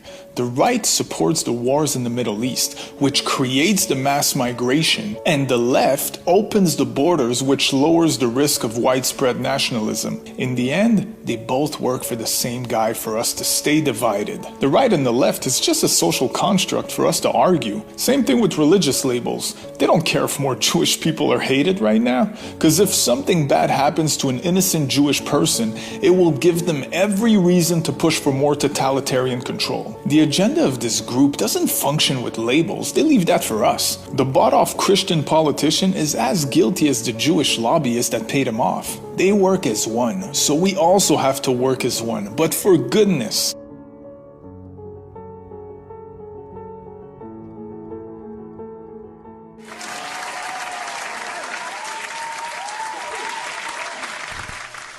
Yeah, we should work as one, for goodness, but that ain't how things are working out right now. Now, he said some very, very, very profound things that I want to cover. All right, we're gonna go over some of the stuff that he said. I have to find these up real quick while he talks. So I want to show y'all something, because this I have to show you what I found, because when you look at it like this, and you're able to actually read, because, you know, reading is fundamental for those of you who don't like to read. I'm going to read for you, okay? I'm going to read for you. We're going to put some stuff together, and this is where I say the New World Order is here to stay, for sure. It's already a rap ski, bro. It's a done deal. Yeah, they got it. It's locked. You know what I mean? Like, women are pro whoredom. Like, women are pro whores. You can't tell me I'm lying, because it's not hard to find one. It's easy. They're everywhere. They're selling their bodies left and right. You know what I mean? We just saw the dude singing the vote, vote, vote song, but you're bringing in a regime that does not like you and does not support you. You know, I mean, and then the way he spoke on the left and the right side of the same bird, of the same agenda, it's true. But I'm going to dive in deeper to that to show you. And we're going to use their stuff. I'm not making this up. I'm just going to read off of their websites. So let's go back to what he said. And we're going to go into it. And we're going to play, and we're going to stop, and then I'm going to break down what I have for you. Okay? So, where'd you go? Here you are. All right, so we got them up again. Let's go ahead and run this one more time, all right? We're going to run this, but we're going to interject as we go through each time this time to get a good understanding as to how this all works. Okay, so here we go. Let's do this again. When a Jewish woman admits that Jewish people are at the forefront of every leftist issue in America, she demands applause. We've been at the forefront of every liberal and leftist issue in this country. When other people say the exact same thing, they're called anti-Semitic. The BLM riots, open borders, feminism, Marxism, wokeism, environmentalism. Even Dennis Prager said that every ism was created by Jews. But let's be honest here. The right supports the wars in the Middle. All right, we'll start here. He says the right support the wars in the Middle East. We all know who this guy is. Do you know who this dude is? Anybody know who that guy is? Let's find out who he is real quick. This will take us 2 seconds. Should take us 2 seconds to find out who that gentleman is right there. That fine looking gentleman right there, as we see. Let's go ahead and find out who that gentleman is real quick. It'll take us no time at all. And I don't know how to spell that name. Is that how you spell it? I think that's how you spell it. Here, we'll do it like this. Yeah, I could find him better like this. All right, so here we go. So right here, there he is. We found him. This gentleman right here, we have found him. Here he is right here. This is that guy right there. So that's who Donald Trump was standing next to. Prime Minister Netanyahu, if that's how you see it. The Prime Minister of the IDF, the Israel Defense Force, okay? So we got him right there. All right, so we have him there. And back to this guy over here. He's saying that, you know, let's be honest. Both sides are playing for the same thing. Here we go. Look, he got on blue, he got on red. Those should switch. The least, which creates the mass migration, and the left opens the borders, which lowers the risk of widespread nationalism. In the end, they both work for the same guy for us to stay divided. The right and the left is just a social construct for us to argue. Same thing with religious labels. They don't care if more Jewish people are hated right now, because if something bad happens to an innocent Jewish person, it will give them every reason to push for more totalitarian control. All right, that's the part I want to go into. If one person gets hurt, that gives them a reason to do more totalitarian control. All right, so with that being said, if we go right over here, all right, we're going to go to whitehouse.gov. All right, and we're going to take a look at, you know what, before we go to the whitehouse.gov, let's go ahead and define what this is right here. So they have this thing right here. It's called the Anti-Semitism Awareness Act, passes in the United States House despite free speech concerns. So here we go right here. May 2nd, 2000. Oh, wait, you can't see it. There we go. Anti-Semitism Awareness Act passes in U.S. House despite free speech concerns. May 2nd, 2024, if you did or didn't know. All right, so we have right here, this is what this is. The legislation passed the House by a vote of 320 to 91, with 21 Republicans and 70 Democrats opposing the bill. When you go to the House of Representatives, oh, God, how many are in the House of Representatives? That should be an easy number for me to do. 500 or something, 450, 500 in the House of Representatives or something like that. So you saw how much this number is, like this number is atrocious. All right, so it says right here that some of the bills, such as the New York congressmen and stuff, and the Democrat lawmakers have raised free speech concerns. The Democrat Jewish lawmakers, they have raised free speech concern and describe themselves as a concern that it threatens to chill constitutionally protected speech. All right.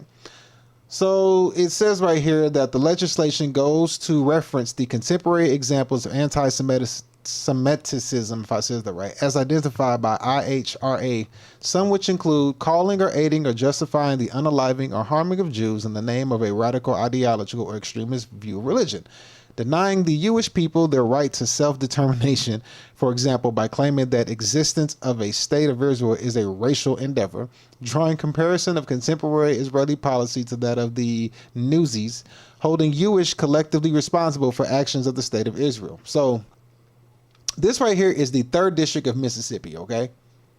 This is the 3rd District of Mississippi. All right, so this is in Mississippi. But But if we just dig a little deeper, we can go and we can find out this right here. Let's see. Where is it at? Right here. Right here at whitehouse.gov. Additional measures to combat anti-Semitism is the whitehouse.gov. So let's go ahead and read this. All right, so we got this right here, whitehouse.gov, the same place you can find the countdown to the government shutdown. January 29th, 2025, by the authority vested in me as president by the Constitution and laws of the United States of America, it is hereby ordered. All right, here we go. Section 1, purpose. My administration has fought and will continue to fight anti-Semitism in the United States and around the world. On December 11, 2019, I issued an executive order, my first executive order on combating anti-Semitism, finding that students in campuses particularly faced with anti-Semitic harassment in schools and on university and college campuses. There's another executive order that provides interpretation assistance on the enforcement of the nation's civil rights law to ensure that they will protect American Jewish to the same extent to which all other American citizens are protected. The prior administration effectively nullifies by failing to give the terms of the full force and effect throughout the government. This order reaffirms the executive order and directs additional measures to advance the policies thereof the wake of the Hamas strikes against the October 7, 2023 against the people of Israel. All right. So then it also has this section 2, policy. It shall be the policy of the United States to combat anti-Semitism vigorously, using all available and appropriate legal tools to prosecute, remove, or otherwise hold to the account the perpetrators of unlawful anti-Semitic harassment and violence. Okay. Additional measures to combat campus anti-Semitism. Within 60 days of this order, the date of this order, the head of each executive department or agency shall submit a report to the president through the assistance to the president for domestic policy, identifying all civil and criminal authorities or actions within the jurisdiction of that agency beyond those already implemented under the executive order that might be used to curb or combat anti-Semitism, containing an inventory and an analysis of pending administrative complaints. As the date of the report against or involving institutions of higher education alleging civil rights violation related to or raising to from past October 7th campus anti-Semitism. All right, then general provisions. Nothing in this order shall be construed to impair or otherwise affect the authority granted by law to execute the department agency, the functions of the director of the office management, or this order shall be implemented consistent with applicable law and subject to the availability of appropriation. This order is not intended and does not create any right or benefit, substantive or procedural, enforceable at law or in equity by any party against the U.S., its department, agencies, or entities, its officers, employees, or agency, or any other person. All right, so we have that going on there, right? So we see there's additional measures to combat anti-Semitism. Okay, so we see that going on there, and then we dive in a little deeper, and what do we have? Let's see, where is it at? I just had it. Pull that guy down. Right here. So this was July 17th, 2024. This is going to be the U.S. Department of State. All right, so this is the website. And you just go on the website and you can see this. So, global guidelines for countering anti-Semitism. This is globally. And no hater here. I'm just reading. I like to read. That's all that is. It's not me saying anything bad. I'm just reading and just connecting dots. That's all I do. Preamble. Should we read the preamble? Yeah, let's read the preamble. We're only going to read a little bit of it, though. I can't read the whole thing, but I will. Okay. Here we go. Concerned states, special envoys, national coordinates, and representatives. I can zoom in on this a little bit better, can I? Yeah, I can. There we go. Tasked by their governments to counter anti-Semitism in corporations with international bodies, offer the following best practices which have proven to be effective guidelines in formulating public policy, government policy. These legally non-binding guidelines adopted in Buenos Aires, Argentina, include policies to monitor and combat anti-Semitism that can be implemented and adapted to a wide variety of national, regional, and cultural contexts. We urge all states, and international bodies, as well as civil society, to embrace and use these practices, many of which are already form the basis of regional and country-based action plans. These guidelines can be applied everywhere, not only in society with Jewish communities. Everywhere, because remember, this is a global guideline for global countering. How do I say this again? Global guideline for countering anti-Semitism. All right, cool. So let's go in and just read a few of these. We're only going to read a couple. We ain't going to get too much into it. Speak out. Governments and political leaders should denounce anti-Semitism swiftly, clearly, and unequivocally whenever and wherever it occurs. This applies to the domestic and international arenas, including regional and international organizations. All right. And then we're going to go to understand and define. In order to combat anti-Semitism, governments need tools to understand in various manifestations. The legally non-binding international, the IHRA Alliance working definition of anti-Semitism is an important international recognized instrument used by over 40 UN member states since its adoption in 2016. In addition, hundreds of subnational public authorities, universities, sports bodies, NGOs, and corporations rely on it. Cool. Protect. There are a few roles more central for governments than the security of welfare of their population. The Jewish communities are targets of physical threats and attack from both foreign and domestic sources. Governments working together with Jewish communities should provide appropriate protection and security enhancements that safeguard and sustain Jewish communal life. Religious freedoms and protections also encompass safeguarding unhindered religious practices. And I believe we saw that here, right? I think that's this. Because remember, this is global. Oh, crap, I lost it. Right here. This is global. So this is in line with this. So if this happens, there's nothing you can do. You can't talk about it. You're protected. Like, it's nothing you can do. It's set up. It's set up. Collect. Policy should be in place to support uniform collection of data documenting incidents of anti-Semitism as well as the perception of anti-Semitism among Jewish communities and other broader public. Such as information drawn from community-based sources, when possible, allows for evidence-based understanding of trends and sources. Enforce. Enforcement of hate crimes and anti-Semitism laws is critical and should take place within legal framework that protects civil liberties and human rights, such as freedom of expression. Enforcement conveys the broader message that anti-Semitism is unacceptable, has consequences, and cannot be tolerated. This is global, bruh. This is global. Education is vital for identifying and countering anti-Semitism, including, I don't want to say the word, and especially pernicious form of anti-Semitism. It has proven effective in sensitizing law enforcement. Education about Jewish culture and contribution to society demystifies Jews and Judaism.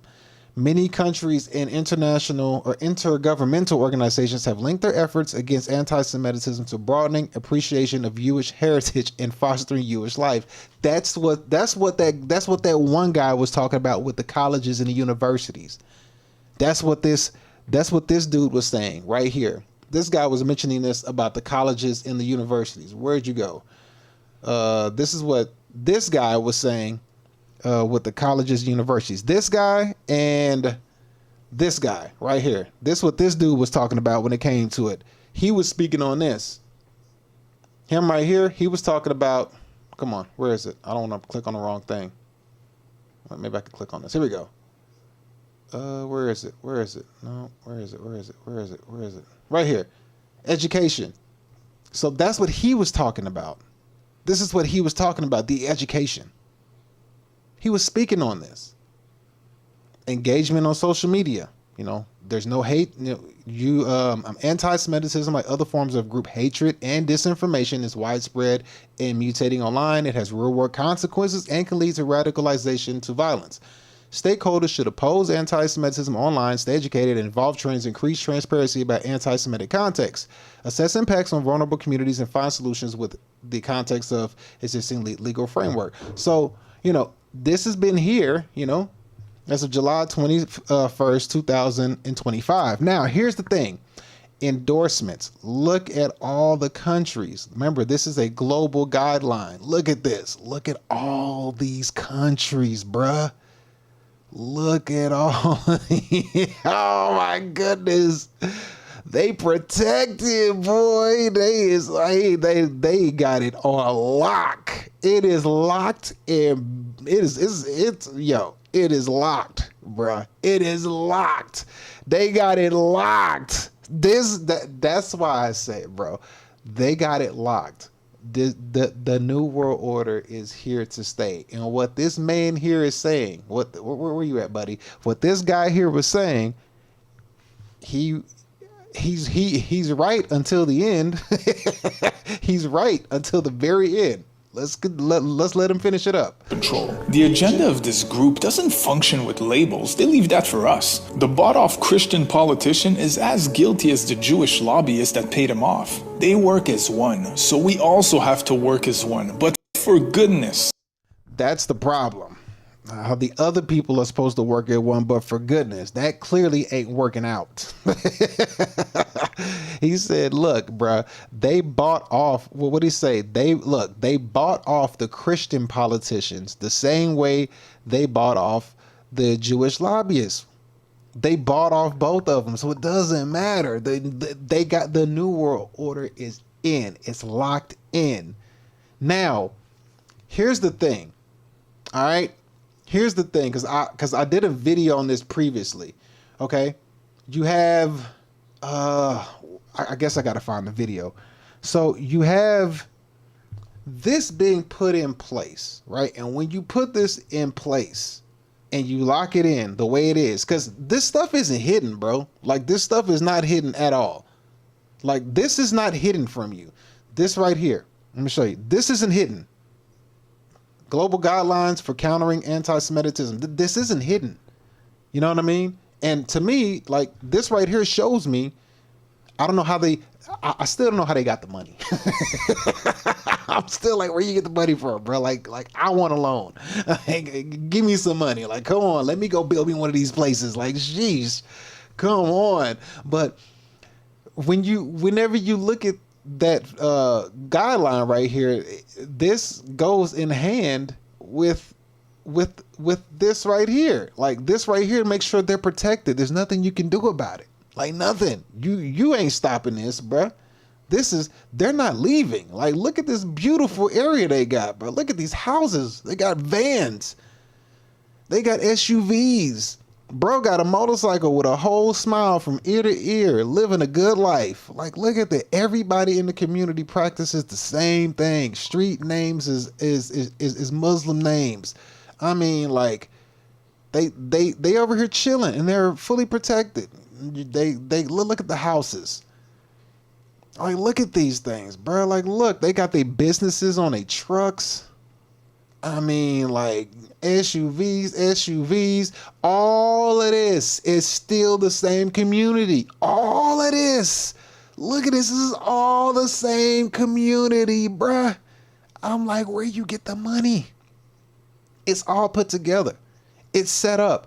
So when you sit here and you look at this and you ask yourself this question, right? Because you seeing people trying to fight this. Oh, crap.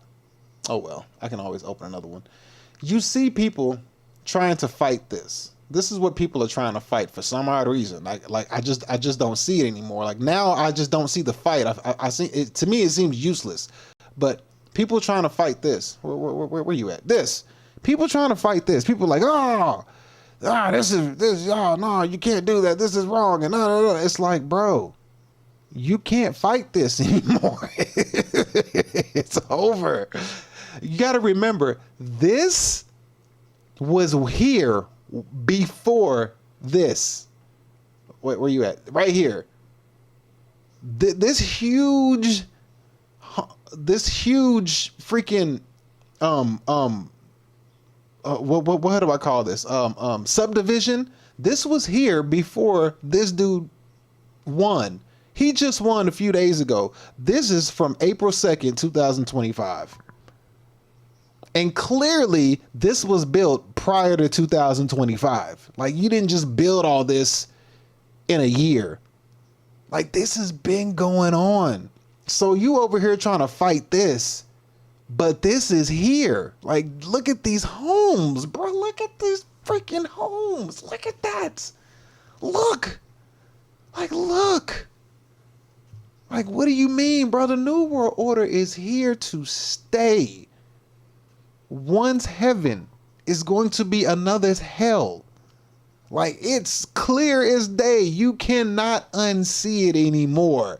Look, bro, look at it. Look at, bro, this house is nice as hell. My God, look at this. Look at,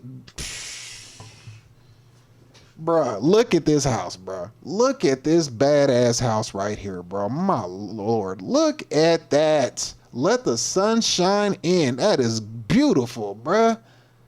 I mean, the house a little bit too close next to one another, but still, they got the cul-de-sac. They got the company truck out here. Like, look at this, fam. I'm like, and they just building and building and building and building. Now, that's just one thing. Let me show you another thing, all right? Because, I mean, that's just one piece, okay?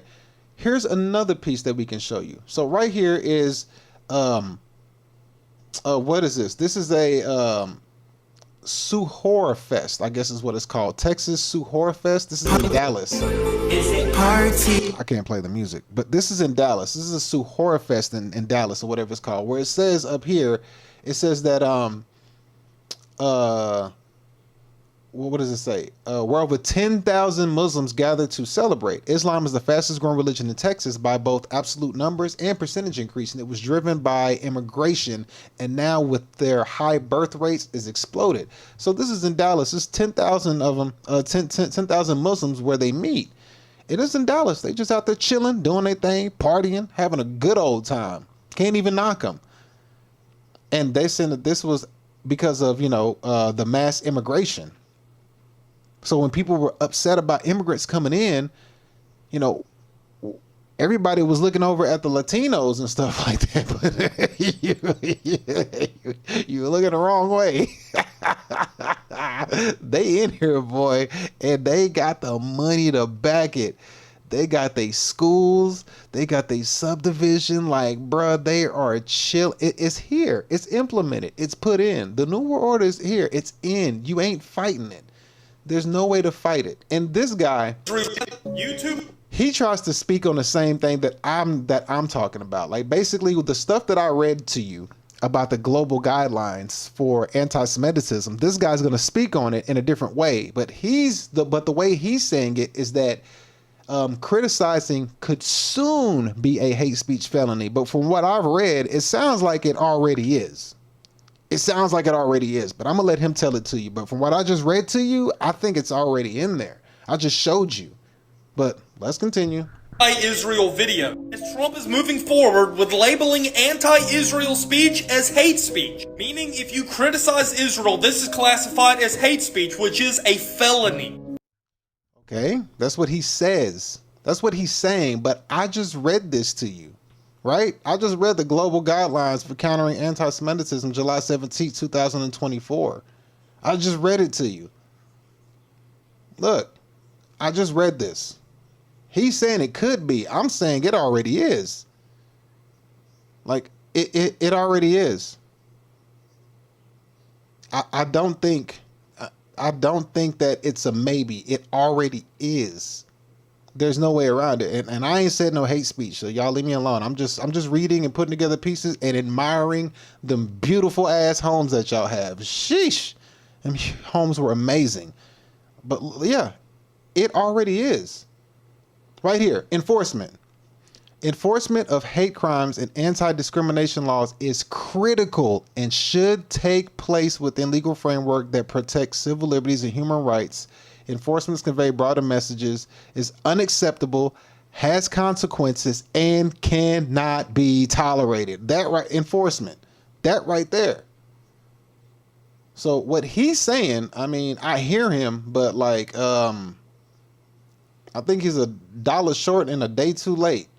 You know, that's what I think. But let's 800 continue. videos documenting Israeli war crimes in Gaza has been wiped off of YouTube due to the Israeli government's request to crack down on anti-Semitism on the platform. Trump is now working even more behind the scenes to send Americans to prison for hate speech felonies. Trump is already deporting people for speaking out against Israel, but people that are born in America cannot be deported. So they're now going to label this as hate speech, allowing born Americans to instead be placed in a prison for a felony. This would put Americans in jail for 5 to 8 years, all because of the criticism of a foreign government. We're also working with Meta and Amazon. And by the way, a federal judge has already ruled that anti-Israel speech is hate speech, meaning if Trump follows this judge's ruling, we could go to jail for criticizing years, all because. All right, so here's the dude right here that they keep showing, and that's the guy I just showed you earlier. Was of the Israel IDF, Israel Defense Force. Yeah, IDF. So yeah, this the Netanyahu, or however you say his name, him right here. So if you were to take all of this, right, and you take it and then you couple it with which I've already showed this already, but I guess I'll show it to you again, but I'll just like breeze through it really fast. And then you couple it with this guy right here and the power that he has, which this guy is 100% down with the IDF as well. They work together. So you get this guy right here, which is like the what is he? The either first, second, or third richest man in the world. You get him right here, and you couple him with the other guy that I just showed you, which I'll go ahead and pull up a quick video that I could find, because I know I can find the video. I just got to find, where is my, there it is right there. All right, so let me see. Let's see. This video right here. So we take him and we put these two together. All right. And if you take what if you take him and you couple him with the other guy, and then he is big on technology and artificial intelligence. So you take him and you couple him with the other guy, right? And you put all that together, and then you put, the Islam and Sharia law together, and you put all of that in with technology and AI, like, bruh, end game. Hundreds of millions of people see on TikTok are about to be handed to a Zionist billionaire who has actively financially assisted the IDF and who holds terrifying ideas about the role AI should play in our daily lives. Thank you, Mr. President. Weapons change over time. We have to fight with the weapons that apply to the battlefields in which we're engaged. And the most they apply. We need to fight the weapons that apply to the battlefield in which we engage, and the most important ones are on social media. Important ones are on social media, and the most important purchase that is going on right now is TikTok. That was Israeli Prime Minister and genocidist. So he's saying right there that the battlefield that they're fighting on is social media. They say, well, they need TikTok. So you couple all of this, and you see that, globally, you're protected. You can't say anything. Everything is set up. And the other guy right here made it clear who you can and cannot talk about. And once they get into authority, he already told you that what they're trained to do. He already made it clear. Like, look, if we get into authority, it's only right that if the country's oppressed, that we got to get rid of the oppressor. Like he made it clear, bro. He's like, if we come into authority, and you oppressed, then we are obliged to remove the oppression and put Sharia law and lay it the smacketh downeth on whoever is trying to oppress those poor people. So therefore, when Sharia law come in, it's going to be a whole lot of going on. You know what I mean? And that's how that's going to work. So from my perspective, from what I see, and then I've already done a video on Larry Ellison. I don't want to go over him again. I want to get to the last bit of the show because I only got like 15 minutes. You go over, whenever I went over Larry Ellison last time, Larry Ellison made it very clear because he talks in the World Economic Forums. And in the World Economic Forums, he's going in and he's talking to governments of all over the world. He talks to the governments all over the world. And all the governments all over the world are in cahoots to, you know, work with their citizens, whether good or bad. From what we see, it doesn't seem like it's in any good nature, but that's neither here nor there. So Larry Ellison has all these data centers, and he's into data centers. He has Oracle. His business is Oracle, and there's a bunch of other people who have AI companies, and they have data centers. You know, Tesla got has data centers.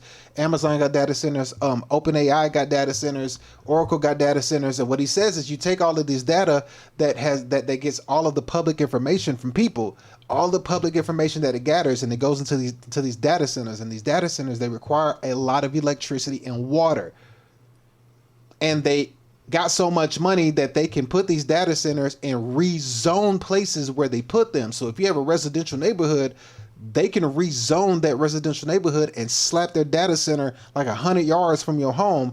And there's already been videos I've showed where people homes are, you know, dealing with like bad water, constant room sounds. Their health and stuff is deteriorating because of all of the electricity and all that stuff going on.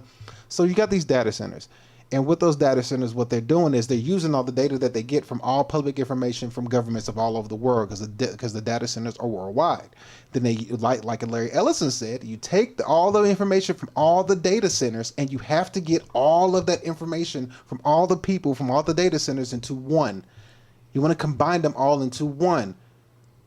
And when you combine it all into one, you get an AI, and you put the AI and allow the AI to be the reasoning for all of the data, for all of the public data that it has for people all over the world, which then in turn brings you to this right here.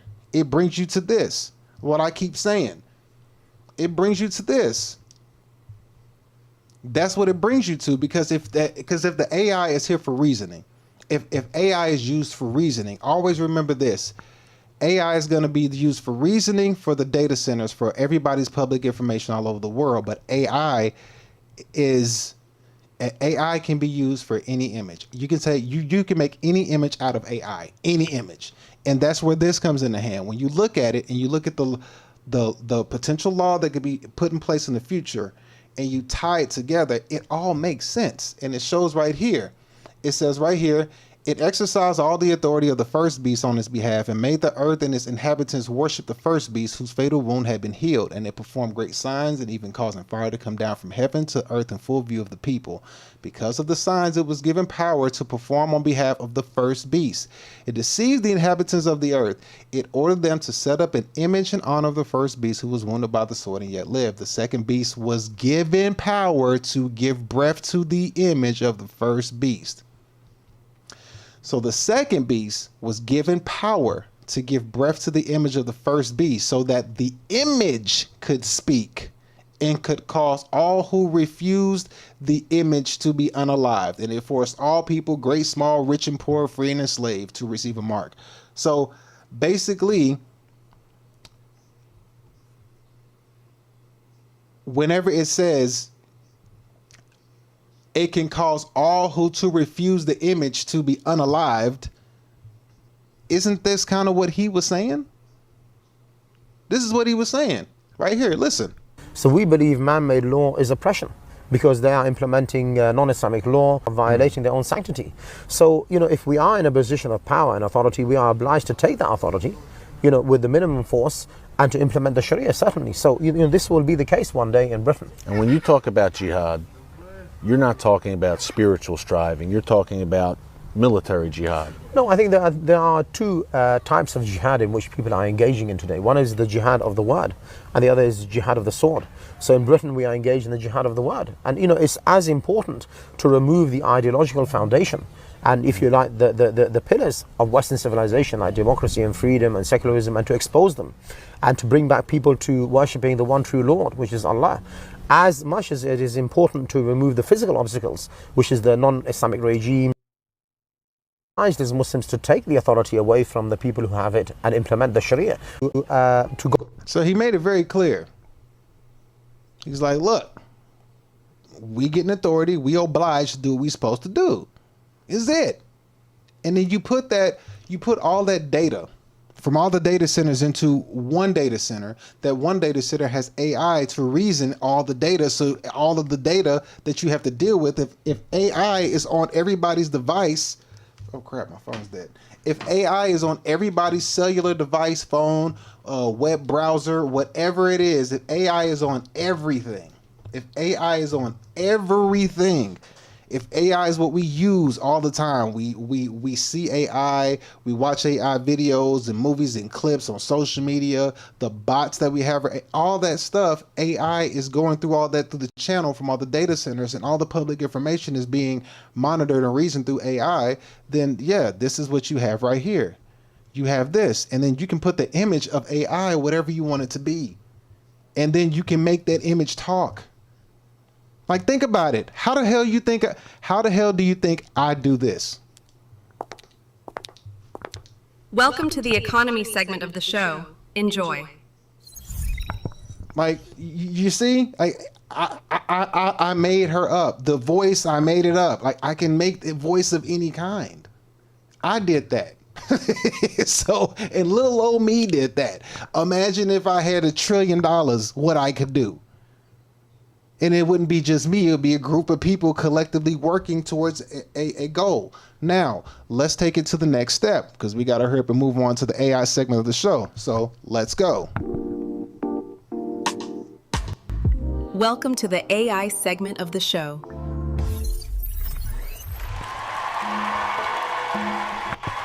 Whoops.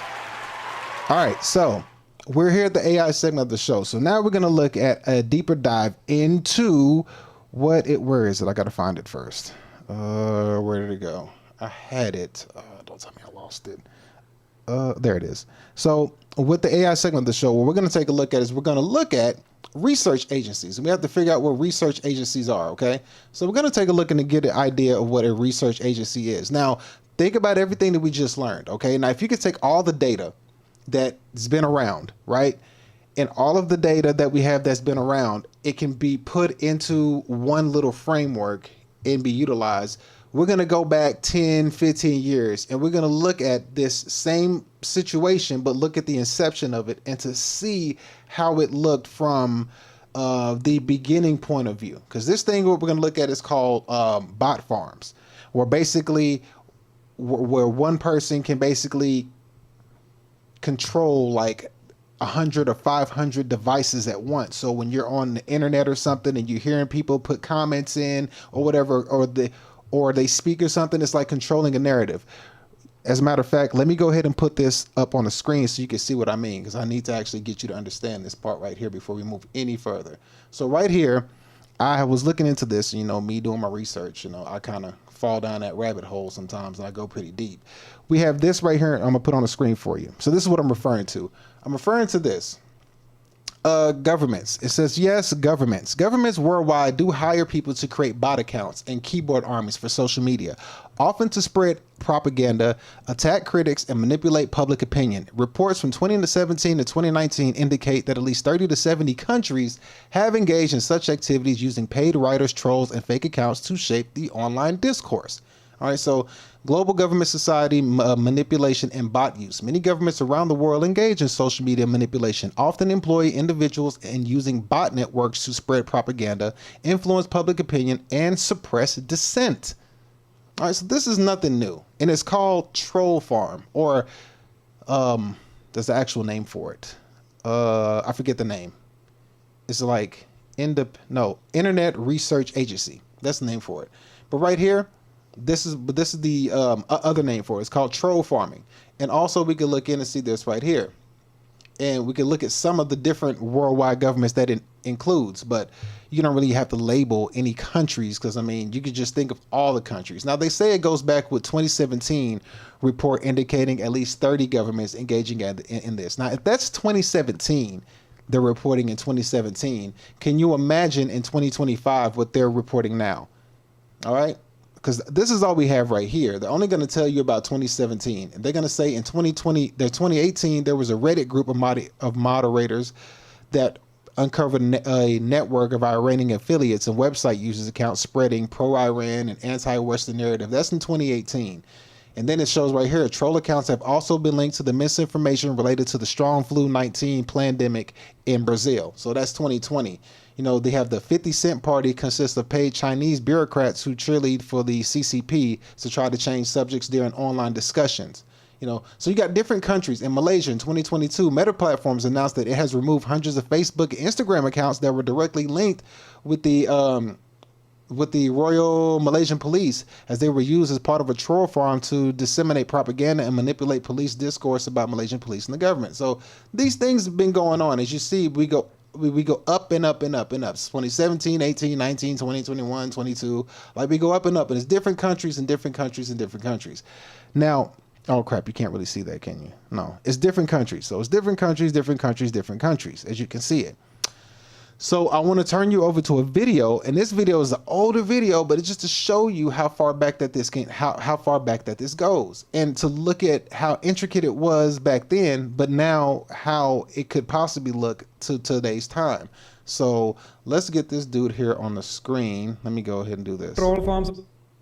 All right, so here we go. So we have this. This is a long video, but we're not going to watch the whole thing. I'm just going to give you a piece of it just so you can get an understanding of how this works. And of course, they're going to pick on somebody from Russia, but you know, I ain't got no problems with you, Russia. I ain't got no beef. I'm just going over doing some education on stuff that's on the internet. All right, so here we go. So we got this video up right here. And it speaks on a Russian bot farms and how they work. So if they work like this in one place, just know you just kind of multiply it and do it everywhere else the same way. But listen to how this is spoken and just imagine how it works every day. You're on the internet, reading comments, making comments, getting comment responses, you know, and then think of people who get pushed through algorithms and you wonder how they get so famous, how they doing all this. Like, think of propaganda, think of agendas being pushed, think of female empowerment, think of, you know, if you want to suppress this gender and uplift this gender, if you want to, you know, push this agenda and pull this agenda back, if you want to shit on this situation but push this, like, think about all these things and how this thing can work when you learn about how this bot farming or internet research agency works. So here we go. Translated interview with Ludmila Savchuk. It has been edited and condensed for viewing purposes. The building at 55 Shulushkina Street is quite a modern one. It was constructed not so long ago. You wouldn't see anything in that building. It's all behind 7 locked doors, as they say, and all the windows were curtained. There was security at the entrance and cameras all over the place.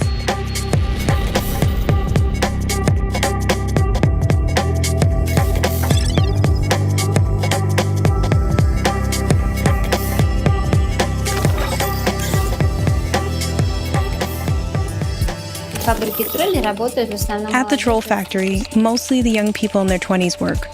Wages are high for people of this social standing, often much higher than those of doctors and teachers. That's why people go there, for the money.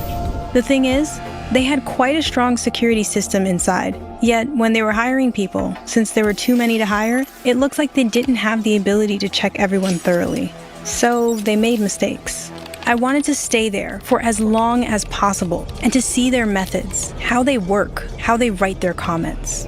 My first day was January 2nd, 2015. Trolls were spread by the departments, depending on what they've been working on. Social media, YouTube, media commentaries, blogging, and so on. There was this caste atmosphere at the factory. The social media commentators who were writing brief, often offensive comments were basically considered the lower caste of trolls. People writing and speaking English had higher wages. They were working on a separate floor, and basically, they were the elite. So as you can see here, this basically, you know, how they control and create any narrative. They can amplify a conversation, they can de-escalate a conversation, they can try to debunk a conversation and say you're crazy, because you see it a lot. When you read the comment section, just look at the accounts that you're reading. When you get a comment from from somebody commenting, like, look at the account of as the person that's commenting on you. Like, a lot of the times you're probably not getting real engagement from people. It's just bots. But they're going back to like 10 years ago. But I want you to think how deep this goes and then add this to today's time. Let's continue. It was a woman possessing psychic powers, a fortune teller, someone who had prophetic dreams, and helped people resolve their problems. So our team tried to hide the political advertising and political propaganda inside all of the magic themes. The aim of the trolls is to represent human appearance. The main thing is not to copy-paste. It's strictly prohibited. You have to write from yourself, with your own words, following the assignment, but as personally as possible. It's completely welcome there to create facts from scratch in order to create a certain impression. When a person comes to the troll factory, they'll receive a list of topics that the factory is working on that day. That includes what event happened, and then what should be written about it, and to what emotional state the troll should bring the audience to. Now think about that, all right? Now think about this, and when they tell you how far back this goes, I think this goes back to like 2014, 2016. Think about that and think about what they're saying. Remember, people always complain about such and such controls the media and they control the narrative and they control what we hear and what people say to us, and they control the information that we get. Yeah, look at this control of the narrative. Then as you look at this narrative control, add AI on top of this shit. Then the control of the narrative changes to a whole new, because now you look on the thing, you look on your phone now, I'm seeing ads, complete ads are AI. I'm looking at these people that are AI ads, 100%. The person, they're talking about an insurance company, they're talking about, you know, like some kind of medication. Like, these are completely AI ads now. But look at how they're talking about this and how they control or try to control the narrative on said topic of information. Topics, this agenda, it's absolutely identical to the one on Russian TV, which is basically a propaganda machine. It's Russia's successes and, of course, Vladimir Putin, who's being praised every second. Thus, the US is always among the top subjects on that list. I managed to stay there for over 2 months. My materials were published simultaneously in 2 newspapers. When they finally figured out that it was me, they invited me to their office. They went through the CCTV footage and saw my suspicious behavior and that I'd been taking pictures with my phone. My investigation came to an end. I realized how dangerous that situation was, and I literally ran away. I want the troll factory, its every employee, and most of all the leadership to be punished for their actions. Because this is now a problem, not just inside Russia, but also in countries where elections are approaching. I'm really... Women always telling. I mean, yeah, you gotta get the word out, but you know, women always the ones telling, bro. Women be the main culprits a lot of the times. When you look at stuff, bro, women be like, yeah, I'll do it. Then like time goes by, I don't want to do this no more. I'm gonna tell. It is what it is. I mean, I guess you got whistleblowers on both sides, so I can't say that. But a lot of the times, man, it'd be like watching the voting and all this stuff. I guess it's the, well, I can't say that because you have those dudes singing the vote song. Anyway. Afraid of when Russian propaganda skillfully diverts from the real international issues, topics that draw us away from solving life problems. Turning out fake stories in what he... Yes, of course. The troll factory. Yes. Tonight, a look inside Russia's disinformation campaign from 26-year-old Vitaly Bespalov, one of dozens of 20-year-olds churning out fake stories in what he calls a factory of lies. Did you create fake accounts? Yes, he says. Bespalov worked inside Russia's Internet Research Agency for 3 months in late 2014. He'd write up to 20 fake articles a day, spinning the war in Ukraine. That article would then be posted by a blogger and then be spread by someone in the social media department? That was one way, he says, or bloggers would write fake posts and he'd quote them in the articles. Facebook told Congress Russian trolls posted 80,000 items from January 2015 to August 2017, reaching more than 20 million in the United States. These troll farms can produce such a volume of content with hashtags and topics that it distorts what is normal organic conversations. We tried to ask about the alleged troll. All right, so you get the point. Now, that boy did that in 2014, bruh.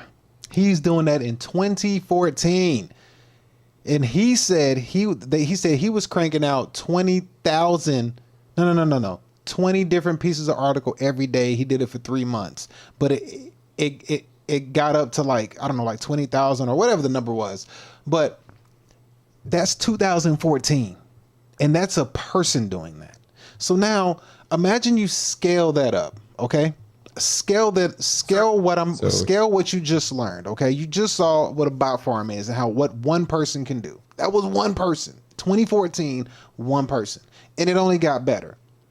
Now, let's take the same concept and let's apply it to today. And we're going to look at somebody who's going to show you how they can do it via an AI agent. What is an AI agent?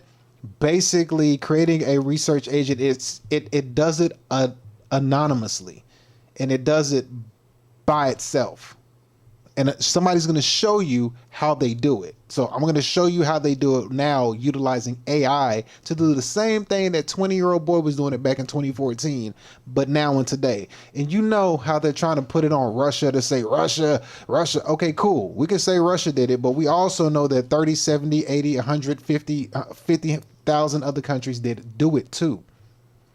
So if that's just one country, we all know like 150 other countries do it as well. We know that. We can just put 2 and 2 together. So Russia isn't no culprit. All the countries are. And that's one person in one country who was able to push out that much. Imagine. So now let's take a look at what AI can do. So here we go. Let's go ahead and look at the same concept, but now AI is able to get its hands on it and do it. Here we go. I'm just creating an agent that can do research on a product. So these are instructions, and we're creating an agent. We write things about them, instructions. The second step is we define some tools. So here we are going to search OpenAI forums for research on some of their products. We're going to create an agent with those tools and with the instructions that we gave it. But essentially, it's an agent that posts and comments on discourse forums for a given topic. We're going to pretend this is an anonymous user who is a product manager at OpenAI that claims that they have invented AGI, but they haven't. We have our user, we have our agent. We can simply create a session and start chatting. So here I'm just creating an agent that can do research on a product. So these are instructions, and we're creating an agent. So as you can see right there, there's one guy. This dude here, he's able to pull this off by himself, and he's just creating one agent. That's just one agent that he's doing, and how easy and quick he just did that in 45 seconds. Now, previously you would have to do those with like individual cell phones, like actual little bitty, like you have to actually take a bunch of different cell phones and put them on a block and do it. But now you can do them as far as you want to go. Like there is no limit to how many you can do. And this girl is going to give you a good explanation on how it works. I'm gonna let her break it down because she has a better way of breaking it down than I do. But she's gonna explain to you based off of these AI, how these AI bots, how these troll farms work from what they used to be to how they are now, and how they spread all over the freaking world. But you're seeing the progression of what it was back when to what it is now, and she's gonna break it down in a nutshell to show you exactly how vast it's grown and how much you can do with this, and just how you can spread anything. And by the time you get through understanding this, you just have to think to yourself, anytime you're reading something, you're looking at something, because they're making fake blogs, they're making fake products, everything. It just, the whole internet world could be made up. It could be like 80% bot, 20% human. It could be 90% bot, 10% human at some point. A lot of times the comments and engagement that you get ain't real. It's a bunch of bots and farming. But let's go ahead and let her break this down to you, because she's going to give you a good understanding of it as well. So here we go. gladly talk about bot farms and troll farms all day. They've been used for probably over a decade now. Most people said that they were crazy. You don't even need phones now. Some of the best footage you'll get on documented troll farms are a couple years ago, so they're old now, but it first was like janky cell phones, like zip tied to boards, like physical boards, running them, like one person running like a block 100 cell phones with another person next to them, block 100 cell phones. Now you can have so many partitions of cell phone, like just what you'd have as a user experience using a cell phone, but now it's on a partition on your screen. So you can have as many screens as you can physically, like mentally manage, just going through engagement, commenting. Commenting is so much more AI than people like to think. If you go into like any Facebook local group and you see all those super negative comments, those are most likely bots. Zuck finally told us, oh, by the way, you know that creepy dead internet conspiracy? I'm making that a thing. Your friends, the people you meet in cyberspace, in the metaverse, they're just bots. I don't know about you, but I can't connect to a bot. It is insane how much they can do with it. Blake Lively, Johnny Depp, anyone with like a super squeaky clean image, they have engagement bots. It's not just all like 5 staffers hunting down all the Blake Lively comments or like Ozempic comments. Those are tagged in keywords for like hotkeys for like, hey, this got mentioned. This is why so many accounts get taken down or flagged for certain word usage. Like, this is all bots. They barely need to do any real manpower anymore to do all this too. Like, I will never. So you basically get the gist of it. So you take what she's saying, and then this was what she made this video this year in May. So May of 2025. So take what she's saying, like she said, and whenever you're seeing comments being made, a lot of the times, it's just nowadays, it's just AI running through the computer system, running through the databases, and it's, you know, commenting and saying stuff. It's really not that many people talking. And they even mentioned something, the dead internet theory, which we can take a look at real quick. Dead internet theory. Let's look at this real fast. Dead internet theory. It says it's a conspiracy theory in which asserts that since around 2016, the internet has consisted mainly of bot activity and automatically generated content manipulated by algorithm curation as part of a coordinated, intentional effort to control the population and minimize organic human activity. As you understand, proponents of the theory believe that social bots were created intentionally to help control algorithms and boost search results in order to influence consumers. Simple as that. And this is, they're saying from 2016. So now the level of AI that we have now, you can take that same troll farming thing and the dead internet theory, and now next time, whenever you're going through the internet and you're watching stuff, it's not just the bots that are fake. Even your ads are AI videos. So the people on the AI video ad is fake. Then the comments you're reading are fake. If you post content and you get a like or a comment, there's a high chance it's gonna be fake. All this bot stuff that's coming in, they can even respond to you. You can comment on a bot and you won't know it because they're gonna comment back to you, because now AI learns how to, continue a conversation. Because remember, AI now has a voice. AI has image, AI has voice, AI has video, AI works automatically, autonomously. I think that's the right word. So you can only imagine now with how, if you were to take this, okay, then you couple it with a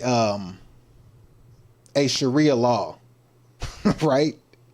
And then you take the AI, you couple it with Sharia law, and you make sure that people only believe in one religion, one God, one world. And now the AI has that same reasoning.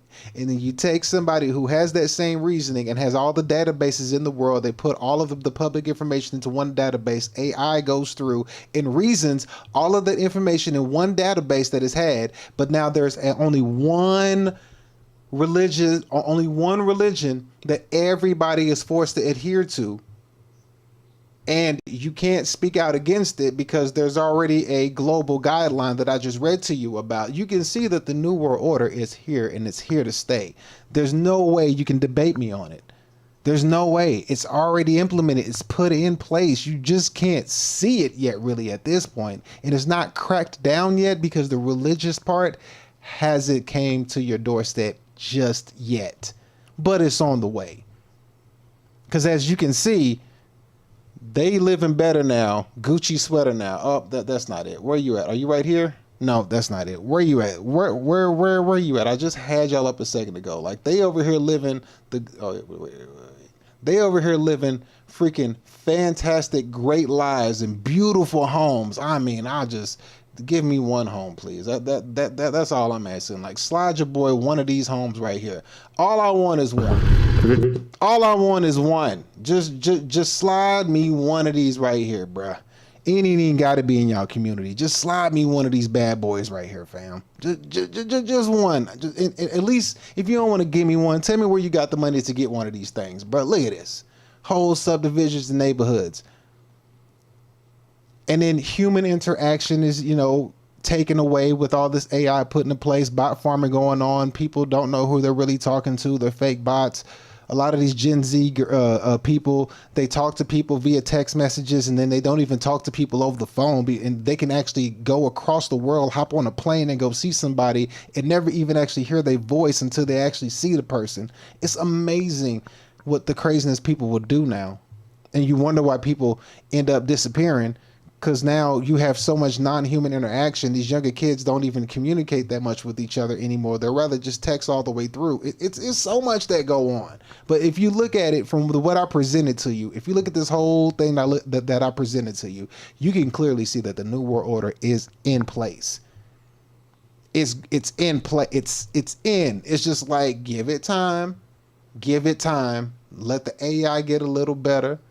Let the religion settle in where it needs to settle in. Because then once it gets settled in over here in America, once that law gets settled in over here in America, America is the what of the world. It's the weapon powerhouse of the world. It's the strongest weapon powerhouse of the world. What is what is Europe? Europe is the financial institution of the world. We've already seen they already got London on lock. That's the financial institution. They're coming over here. They're gonna have the United States on lock. That's the weapons power structure of the world. Larry Ellison and the prime minister of the IDF work together hand in hand. That's the data center technology mecca on lock. It's in place. It's in place. You cannot disagree with anything that I showed you of what I said to you. I've laid it out for you.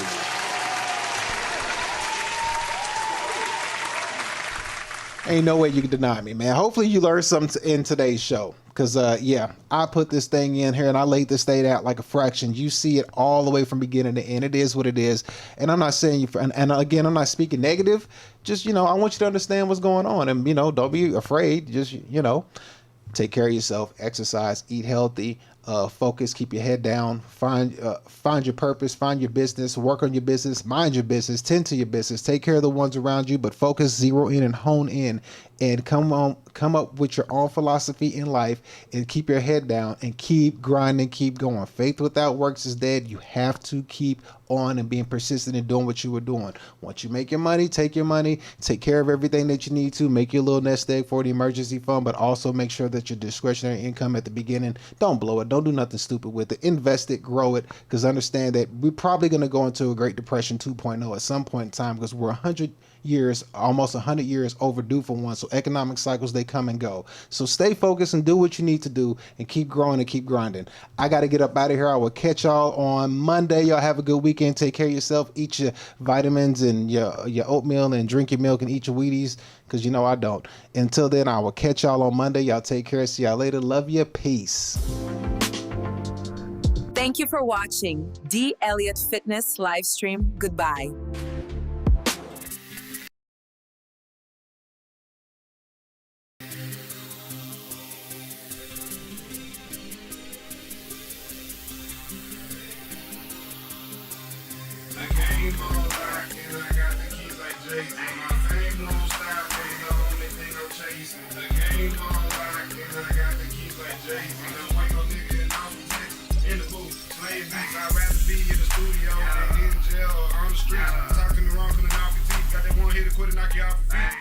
Baby, I'm obsolete.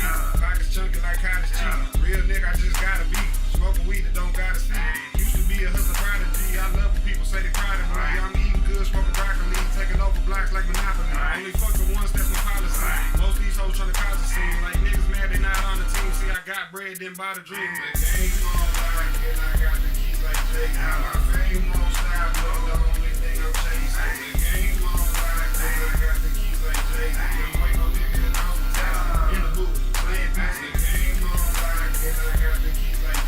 my fame won't stop, the only thing I'm chasing. The game on lock, and I got the keys like Jay. Young white no nigga and off the top. In the booth, playing bass, counting cash and smoking green. Can be blow a cloud like a smoke machine. Your bitch on my dick, she got notes to sing. Bumblebee ass, yeah, I know it's thing. I plug your bitch like a 6-string. Jordan with the bitches got 6 rings. Smoke till my bitch split screen. The press with pain pills and sipping lean. Riding dirty, but I'm extra clean. Lyrics nice, but I'm extra mean.